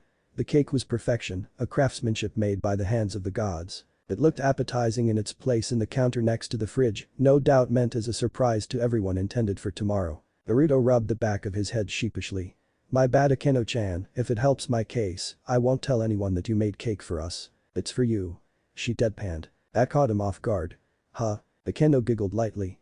Rias is my best friend, Naruto-kun. I see her as my sister in everything but blood, and you have no idea how happy and relieved you made her when you decided to join despite not wanting to initially. Naruto chuckled awkwardly, closing his eyes in faint embarrassment from the sort of compliment. I didn't realize that, but it kinda makes sense. She grinned. Kinda makes sense, huh? Akeno couldn't help but tease. It was the shinobi's turn to pout. You know you don't have to make fun of me, right? I know, but it's fun. She said while still flashing him with her full-fledged smile. Putting all that to the side. He uttered while walking to her, thank you Akeno-chan for baking all of this for me, you didn't have to. He earnestly said, touched by her actions and sentiment. She shook her head gently, elegant black locks swaying in a manner most fetching. But I did, I wanted you to know that what you did for Rias, my sister, I wanted you to know that I appreciate it a lot. I appreciate this a lot, thank you so much Akeno. He really did appreciate it. This was the first time in his life that someone had ever baked a cake for him as a surprise and just to show that they appreciated him. It was a profound experience, one that he would never forget and a memory he would most certainly treasure. Akeno smiled softly. So tell me, why was Issei-kun glaring at you the entire time when we've had dinner? Naruto snorted and laughed, his body shaking with mirth as he remembered with precise detail what he put the average-looking boy through. You remember how when I first fought you guys how I formed clones? Well, with his sacred gear Thinji I figured that it was reliant on his stamina and he drawled out, a fox-like grin on his face. And I figured that for his training, stamina is what he needed to work on and nothing is more effective in training than pain, so I created a couple hundred clones who ran after him, their purpose as an army being to each trample on him and inflict great agony. So caught up in explaining his story, Naruto failed to notice the small blush that stained Akeno's cheeks. She rubbed her thighs discreetly, quite aroused by the idea of involving clones to inflict pain. His survival instincts would naturally force him to push his body past its limit in order to avoid being caught in the stampede, and from there his stamina would become better. Of course, it was only a matter of time before Issei's body gave out and my clones had some fun from there. Naruto explained cheerfully. She hummed thoughtfully. So just to see if I understand this right, Issei-kun is mad at you because the form of training you dragged him in involved running away from hundreds of clones, something he did for quite a while until he became fatigued, then your clones decided to switch from stamina training to pain tolerance type training. He nodded deeply. Akeno shuddered, desire and lust gripping her body and demanding immediate relief. That sounds hot she purred, eyes half-lidded and conveying nothing but hunger as she stared deeply into Naruto's sapphire pools. The shinobi blushed terribly and the ravenette felt her lips twitch into a saucy pleased smirk. Oh yeah totally hot. Naruto replied back clumsily, fumbling to structure a proper sentence. He felt his face burn in embarrassment as a musical giggle danced past his ears. PewDiePie I'm gonna go get some sleep, but I do hope you enjoy the cake I made for you, don't finish it all at once okay? Yeah about that. Akeno raised an eyebrow, her breath hitched as Naruto unexpectedly hugged her. Thank you for this, it was really kind of you and I won't ever forget this. He declared resolutely. Akeno hugged back, enjoying the feeling of the blonde strong arms wrapped around her body. It was no problem Naruto-kun, it was my pleasure. She let go of the hug and he did the same, both inwardly disappointed by the lack of body contact that they quickly grew accustomed to. Good night. She spoke softly. Good night Akeno-chan. She strolled past him, heading to the exit and leaving the Jinchuriki to remain on his own in the kitchen. Naruto's eyes drifted to the cake, inspecting her work and finding it to be all the more impressive, especially now that he knew that she made it for him. He already knew that underneath playful and coy persona was a thoughtful and generous person, but her actions still took him by surprise. She's very nice. Time skip. 8 days. 8 days had passed since then, each member making tremendous progress in their training. Naruto in particular was pleased as he'd finally made some progress with the almighty push. It was nowhere near ready to be used in combat, but progress was progress and he was happy. He'd also went from level 4 to 5 in the gravity seal, and man was it intense, he felt weak like a newborn. The intensity was kinda cool and I'm going to be super strong kinda way, he liked the struggle he was experiencing, but damn. As of right now though he was taking a break from training, retiring to hang out with the Gremory group in the lounge room. Damn Issei, you're starting to look shredded. That's really impressive for just 9 days of training. Yudo Kiba commented with awe. He heard sniffing and sweat dropped at the heavy tears found in the op-eye-obsessed teen's eyes. Are you okay? Everyone peered curiously at Issei, wondering what exactly about Kiba's statement was so depressing that he'd start tearing up. No. I'm not. The shinobi bit his lips to stifle his laughter. This bastard. Issei roared, his hand pointing towards the blonde Uzumaki. Had me running marathons every day for 9 days. It was either I run or I get stomped on by hundreds of clones who wanted to use my body as a trampoline. And when I couldn't run anymore they'd still jump me. The shinobi could no longer hold himself and exploded with laughter, tears present in the corner of his eyes. He was joined by Yudo, who laughed uproariously as well, along with Rias and Akeno, who both giggled at Issei's misfortune. Even Kaneko smiled and looked to be struggling not to join in on the mirth. Excluding Issei himself, the only one who didn't look the slightest bit amused was Asia. She had a horrified expression at the prospect of her crush being trained in such a way. Issei-kun. Are you okay? Do you need me to look over you? She got up swiftly from her seat, striding quickly to her crush to check him over for any lasting injuries. Rias looked over the blonde responsible for her pawn's grief and pain, amusement clearly dancing in her teal orbs. Naruto-kun, why would you train my precious pawn in such a way? Can't you see just how much you scarred him? I'm very disappointed in you. She teased. But look at him, Rias-chan. Look at the results of all that sprinting and running. He's lost the love handles that were on either side of his stomach, you can even see the definition of his abs popping. I'd say what he went through was very worth it. Naruto cheerfully exclaimed. I think I'll be the judge of whether it was worth it or not. Issei darkly mumbled. You know what I think, but you. Akeno spoke up, gaining everyone's attention. We all could use a break, we have been training for 9 days now, and some rest and team bonding sounds like a good idea. Rias mulled the thought over before nodding her head. I agree, I certainly wouldn't mind soaking in the hot springs after all the training we've done. Blood immediately spurted from Issei's nose, a powerful nosebleed rocketing him to the wall behind him, as images of Ria's massive, along with Akeno's larger ones all the way to Asia's more modest but still appetizing tits, flashed in his mind. His head bashed the drywall, propelling him to a state of unconsciousness as the impact to his skull, along with the vast quantity of blood loss, proved to be too fatal for his body. If there was one bright side for Issei to being knocked unconscious from a massive nosebleed, it was that he didn't get to witness the disgusted expression that marred Kaneko's face as she coldly glared at him, perfectly aware of what thoughts went through his head and less than amused with it. Pervert, Kaneko thought annoyedly. Issei-kun.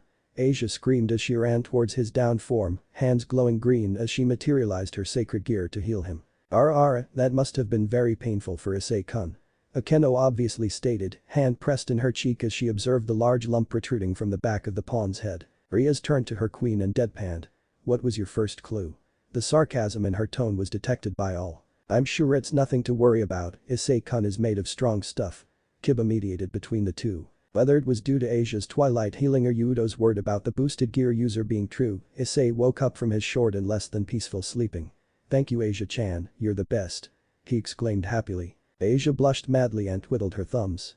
Her gaze dropped from the brown-haired boy as his words rang in her head like a mantra, each repeating mantra causing her skin to be more and more inflamed.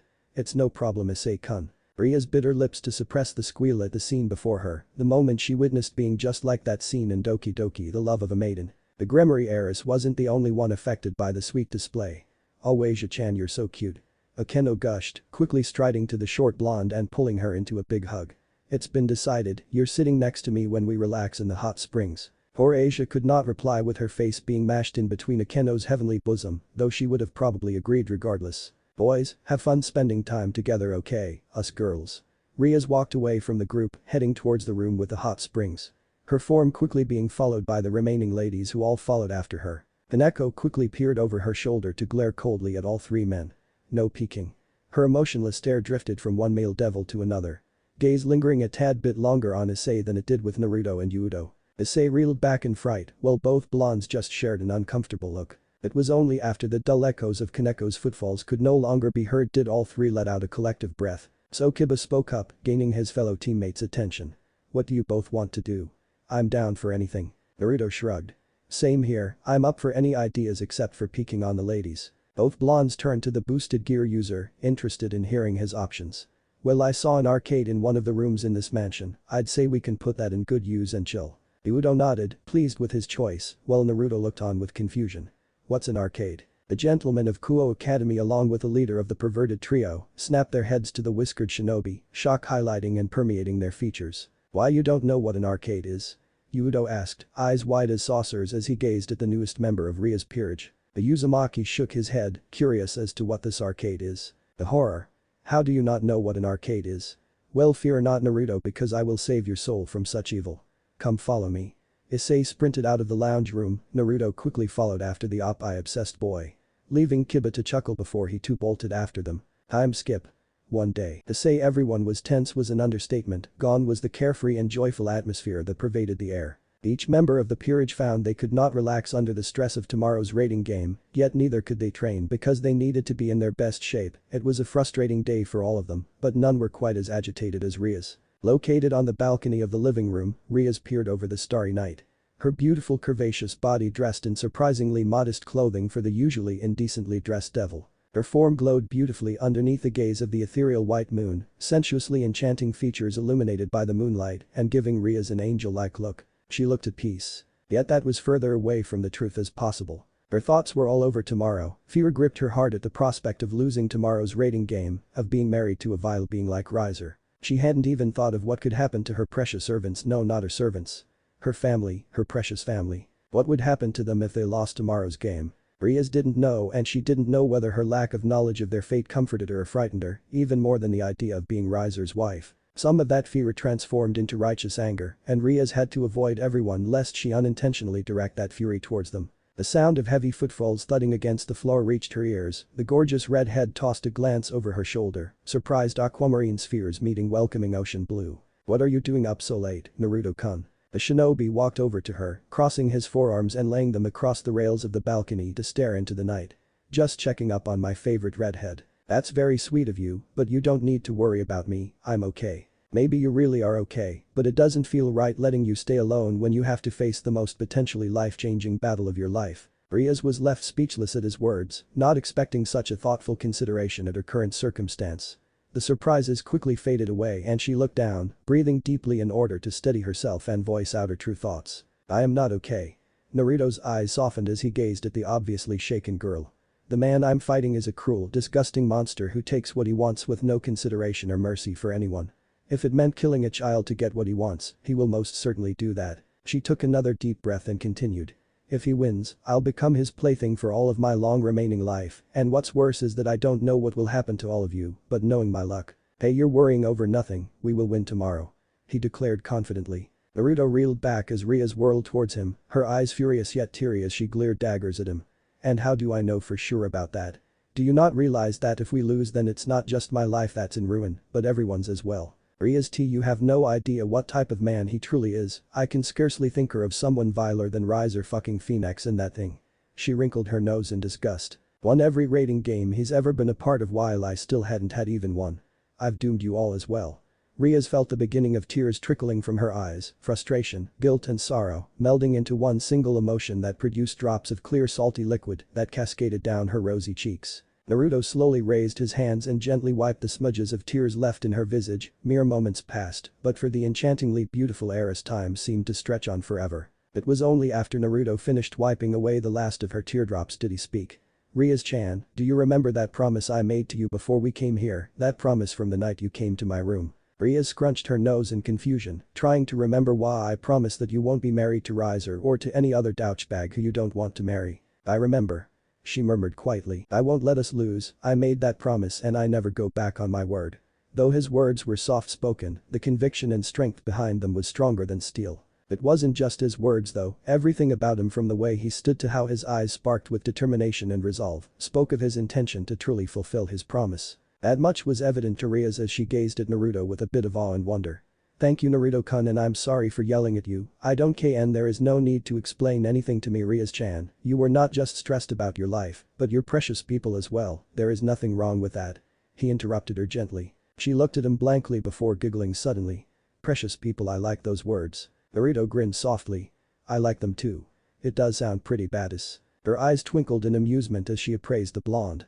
"Not as badass as when we kick Riser's ass." The shinobi burst out in a small laughter. He was quickly joined by the redhead who chuckled alongside him. "That's the spirit Rias-chan." He cheered. "Now let's get some sleep so we can be at our best tomorrow." "You make a good point." She agreed and they walked away from the balcony, traveling for an entire minute in comfortable silence until they made it to the hallway that led to everyone's room. Following the etiquette beaten to him by his beloved Bachan, Naruto walked Rias to her door like a gentleman. It took but a few seconds till they made it to her room. Wishing her a good night, Naruto turned around and was just about to walk away until he felt the Gremory heiress grasp his left bicep. He slowly pivoted his body towards her, curiosity lighting his features as he gave his undivided attention to the woman before him. "Stay with me," Rias whispered quietly while Naruto blushed furiously, caught off guard by her quiet demand. She shushed him quickly, and Naruto rubbed back the of his head sheepishly, remembering that they were positioned just meters away from everyone's room. Did I imagine you saying that? Rias felt a smile tug at her lips and didn't bother suppressing the urge to do so. Yes, I asked you to stay with me tonight. Oh. The shinobi gave her a slightly uncomfortable expression. Not that I really have an issue, but why do you want me to stay? This may potentially be my last night sleeping on my own, and before you say anything. She raised her voice just a little bit at the end before the shinobi could interrupt her. I want to remember my last night before the game to be a memorable one, you know, just in case I lose and spend all my nights in his bed. Rias, we won't lose.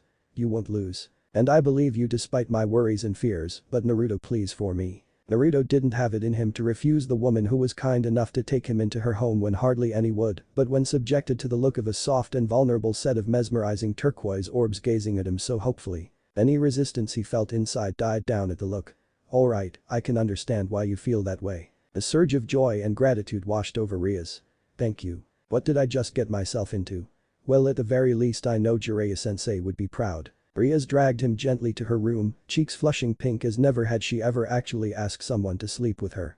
It was mortifying for the heiress. It was so much easier to sneak into a person's room when they were asleep and then sleep with them, rather than to ask if they wanted to sleep the night together. That was her opinion. The redhead hadn't even meant to ask him and wasn't even thinking when she grabbed his arm. The sheer panic she felt when she blurted out her question. She was just relieved that he didn't really mind. Time skip. Day of rating game. Satan conference room. Surzich Lucifer was a devil like no other. Those close to him would know him as a compassionate and affectionate, maybe too affectionate man with his family.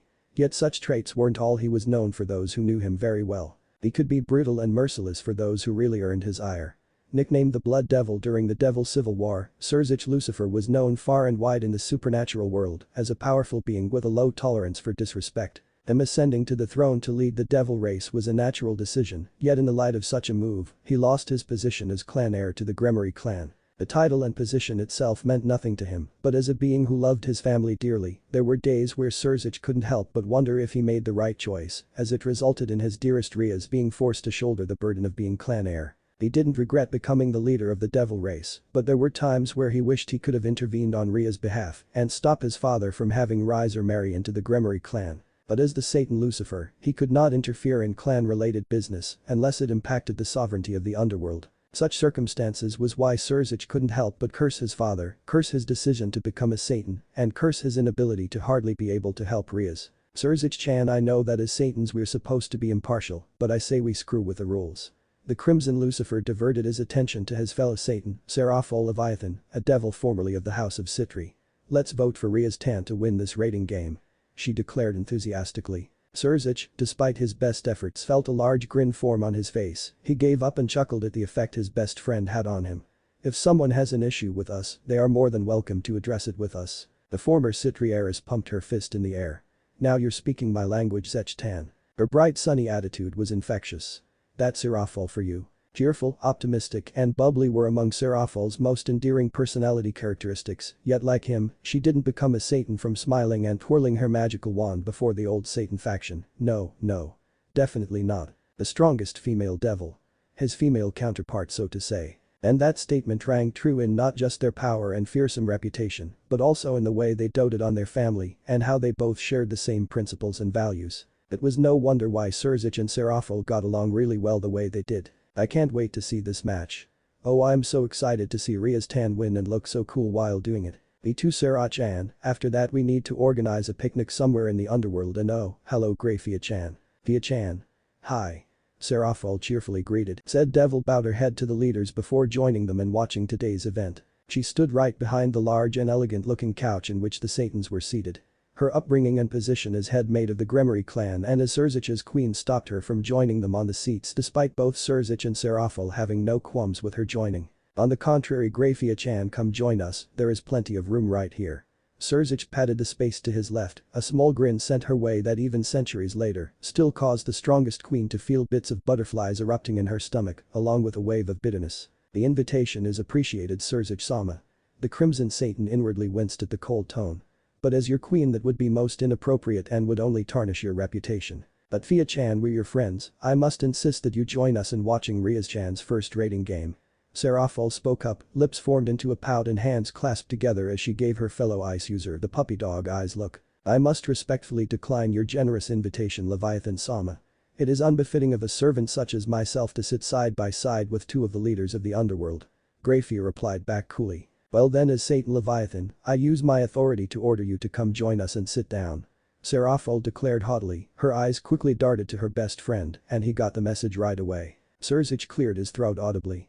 As Satan Lucifer, I support and second Leviathan Dono's decision. If not for the way she held and prided herself, Grafia would have no doubt rolled her eyes at the stubbornness of the two mules before her. She sighed and walked over the couch, before plopping herself on the space her former lover patted on. Now was that so hard, Fia-chan?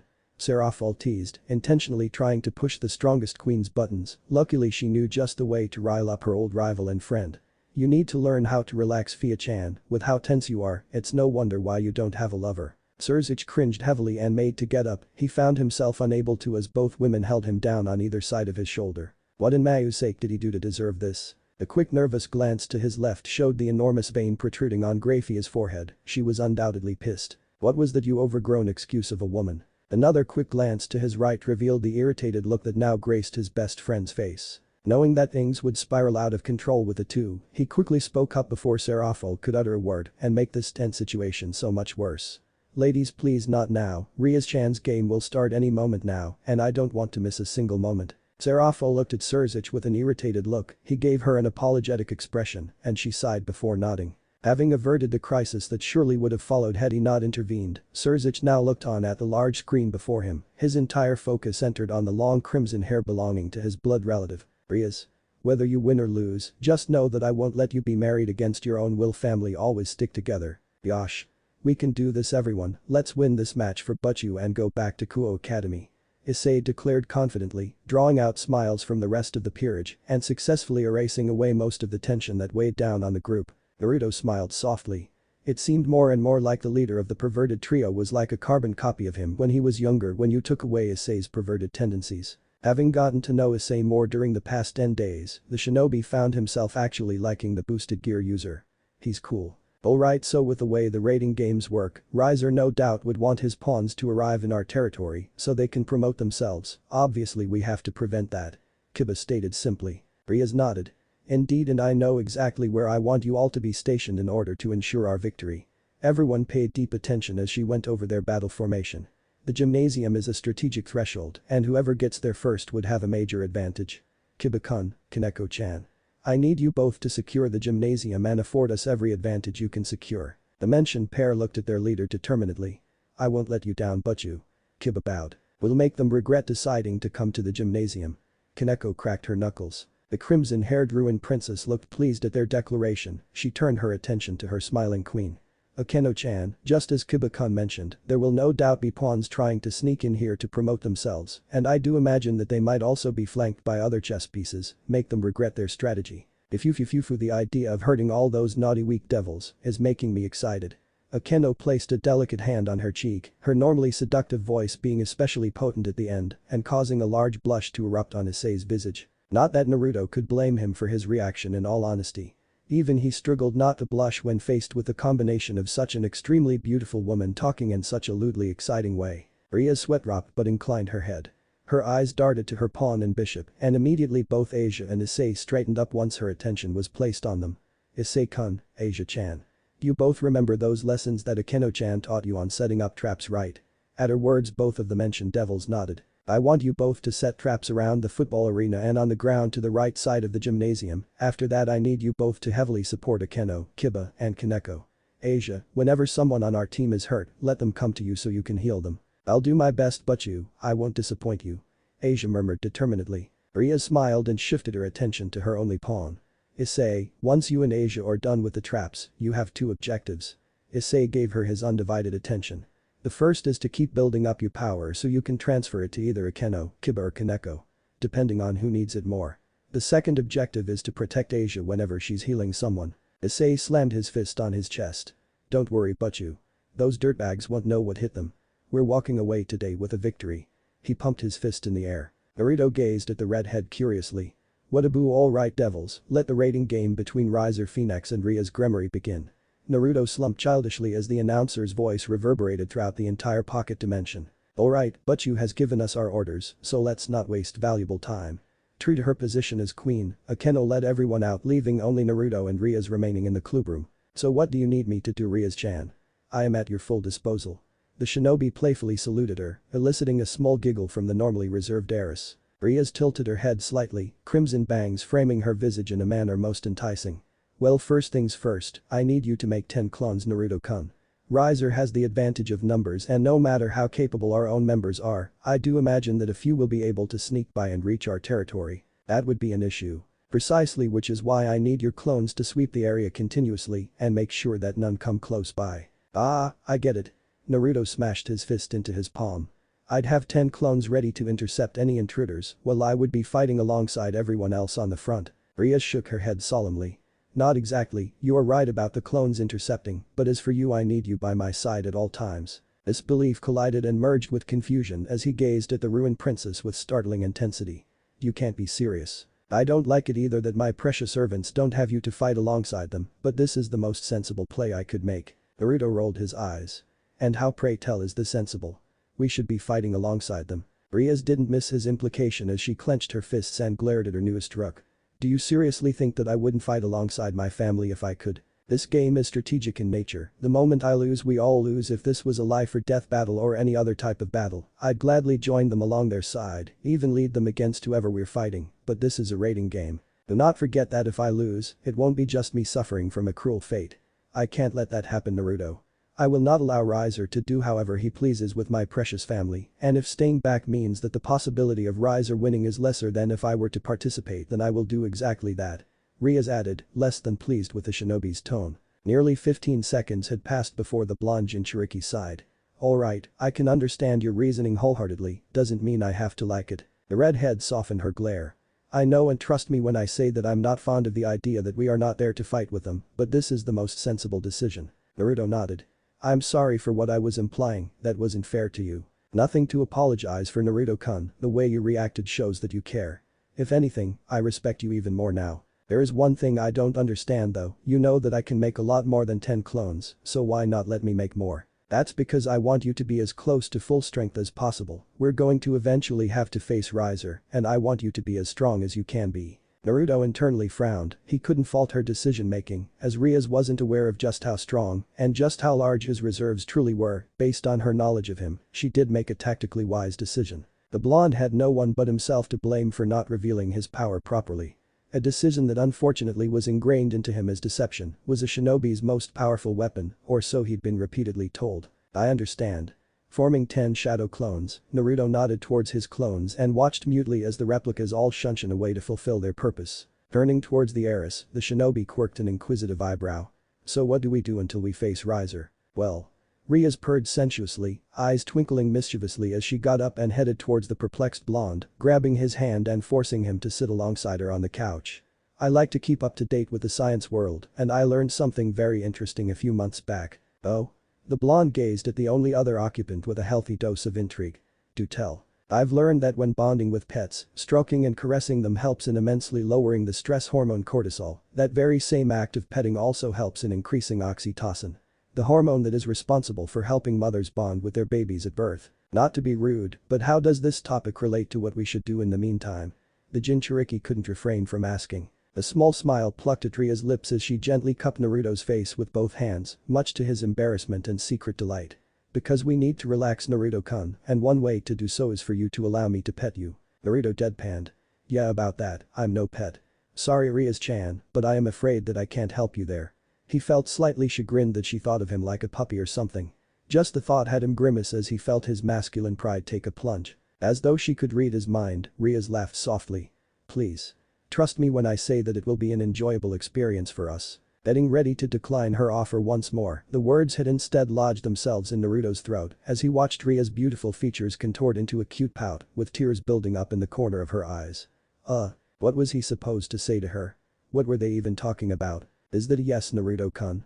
She whimpered softly, looking all the more like a wounded animal the longer time stretched on. The shinobi dumbly nodded. The effect was immediate as Rias grinned delightedly, excitedly moving him around until his body sprawled on the couch with his head laid on her lap. "Do not blush. Do not blush. Do not blush." Naruto repeatedly chanted to himself.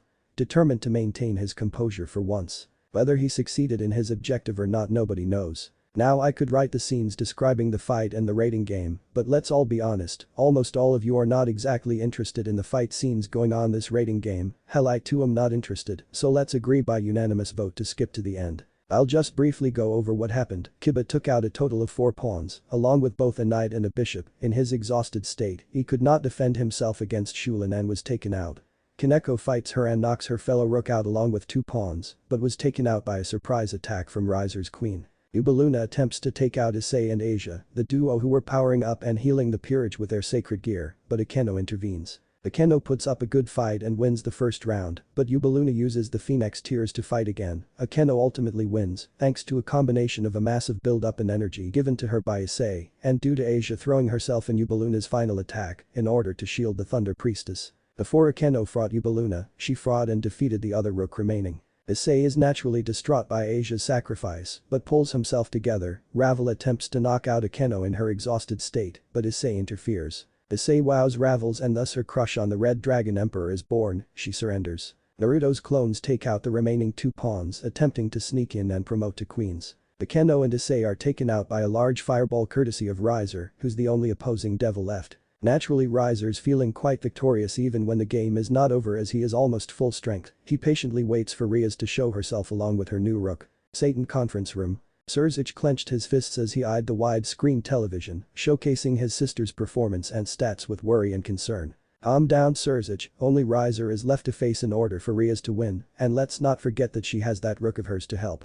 The Crimson Satan successfully avoided the unpleasant thoughts lingering in the deeper parts of his mind, telling him that a rook was worthless and she'd lose. He tried his best to focus on the positive. Seeing as though she possessed what was previously his mutated rook, and that was the piece that his sister's newest piece was tagged with, that meant that Rias obviously saw something incredibly impressive in him to use such a piece. If she was desperate to fill her peerage then using either her remaining bishop or knight would work, but to deliberately use the mutated rook, there was no doubt in his mind that Rias had a valid reason for reviving him with that particular piece. A reason that he will come to find out pretty soon by the looks of it. Wow, Rias is doing so well for her first rating game against an experienced devil. You must be so proud of your sister Surzich. Serafol commented cheerfully. I most definitely am, I just hope she wins. Surzich murmured worriedly. She will definitely win Zechtan, you have nothing to worry about. Serafol grasped his shoulder comfortingly. Off to the side, Grafia clenched her jaw in jealousy and looked away. She was well aware that nothing was going on between the 2 Satans, just as she knew that matters pertaining to Surzich's love life was not her business. But even with all that happened, she still couldn't help but want to comfort him even till now. To be the one holding his hand and whispering comforting words to him.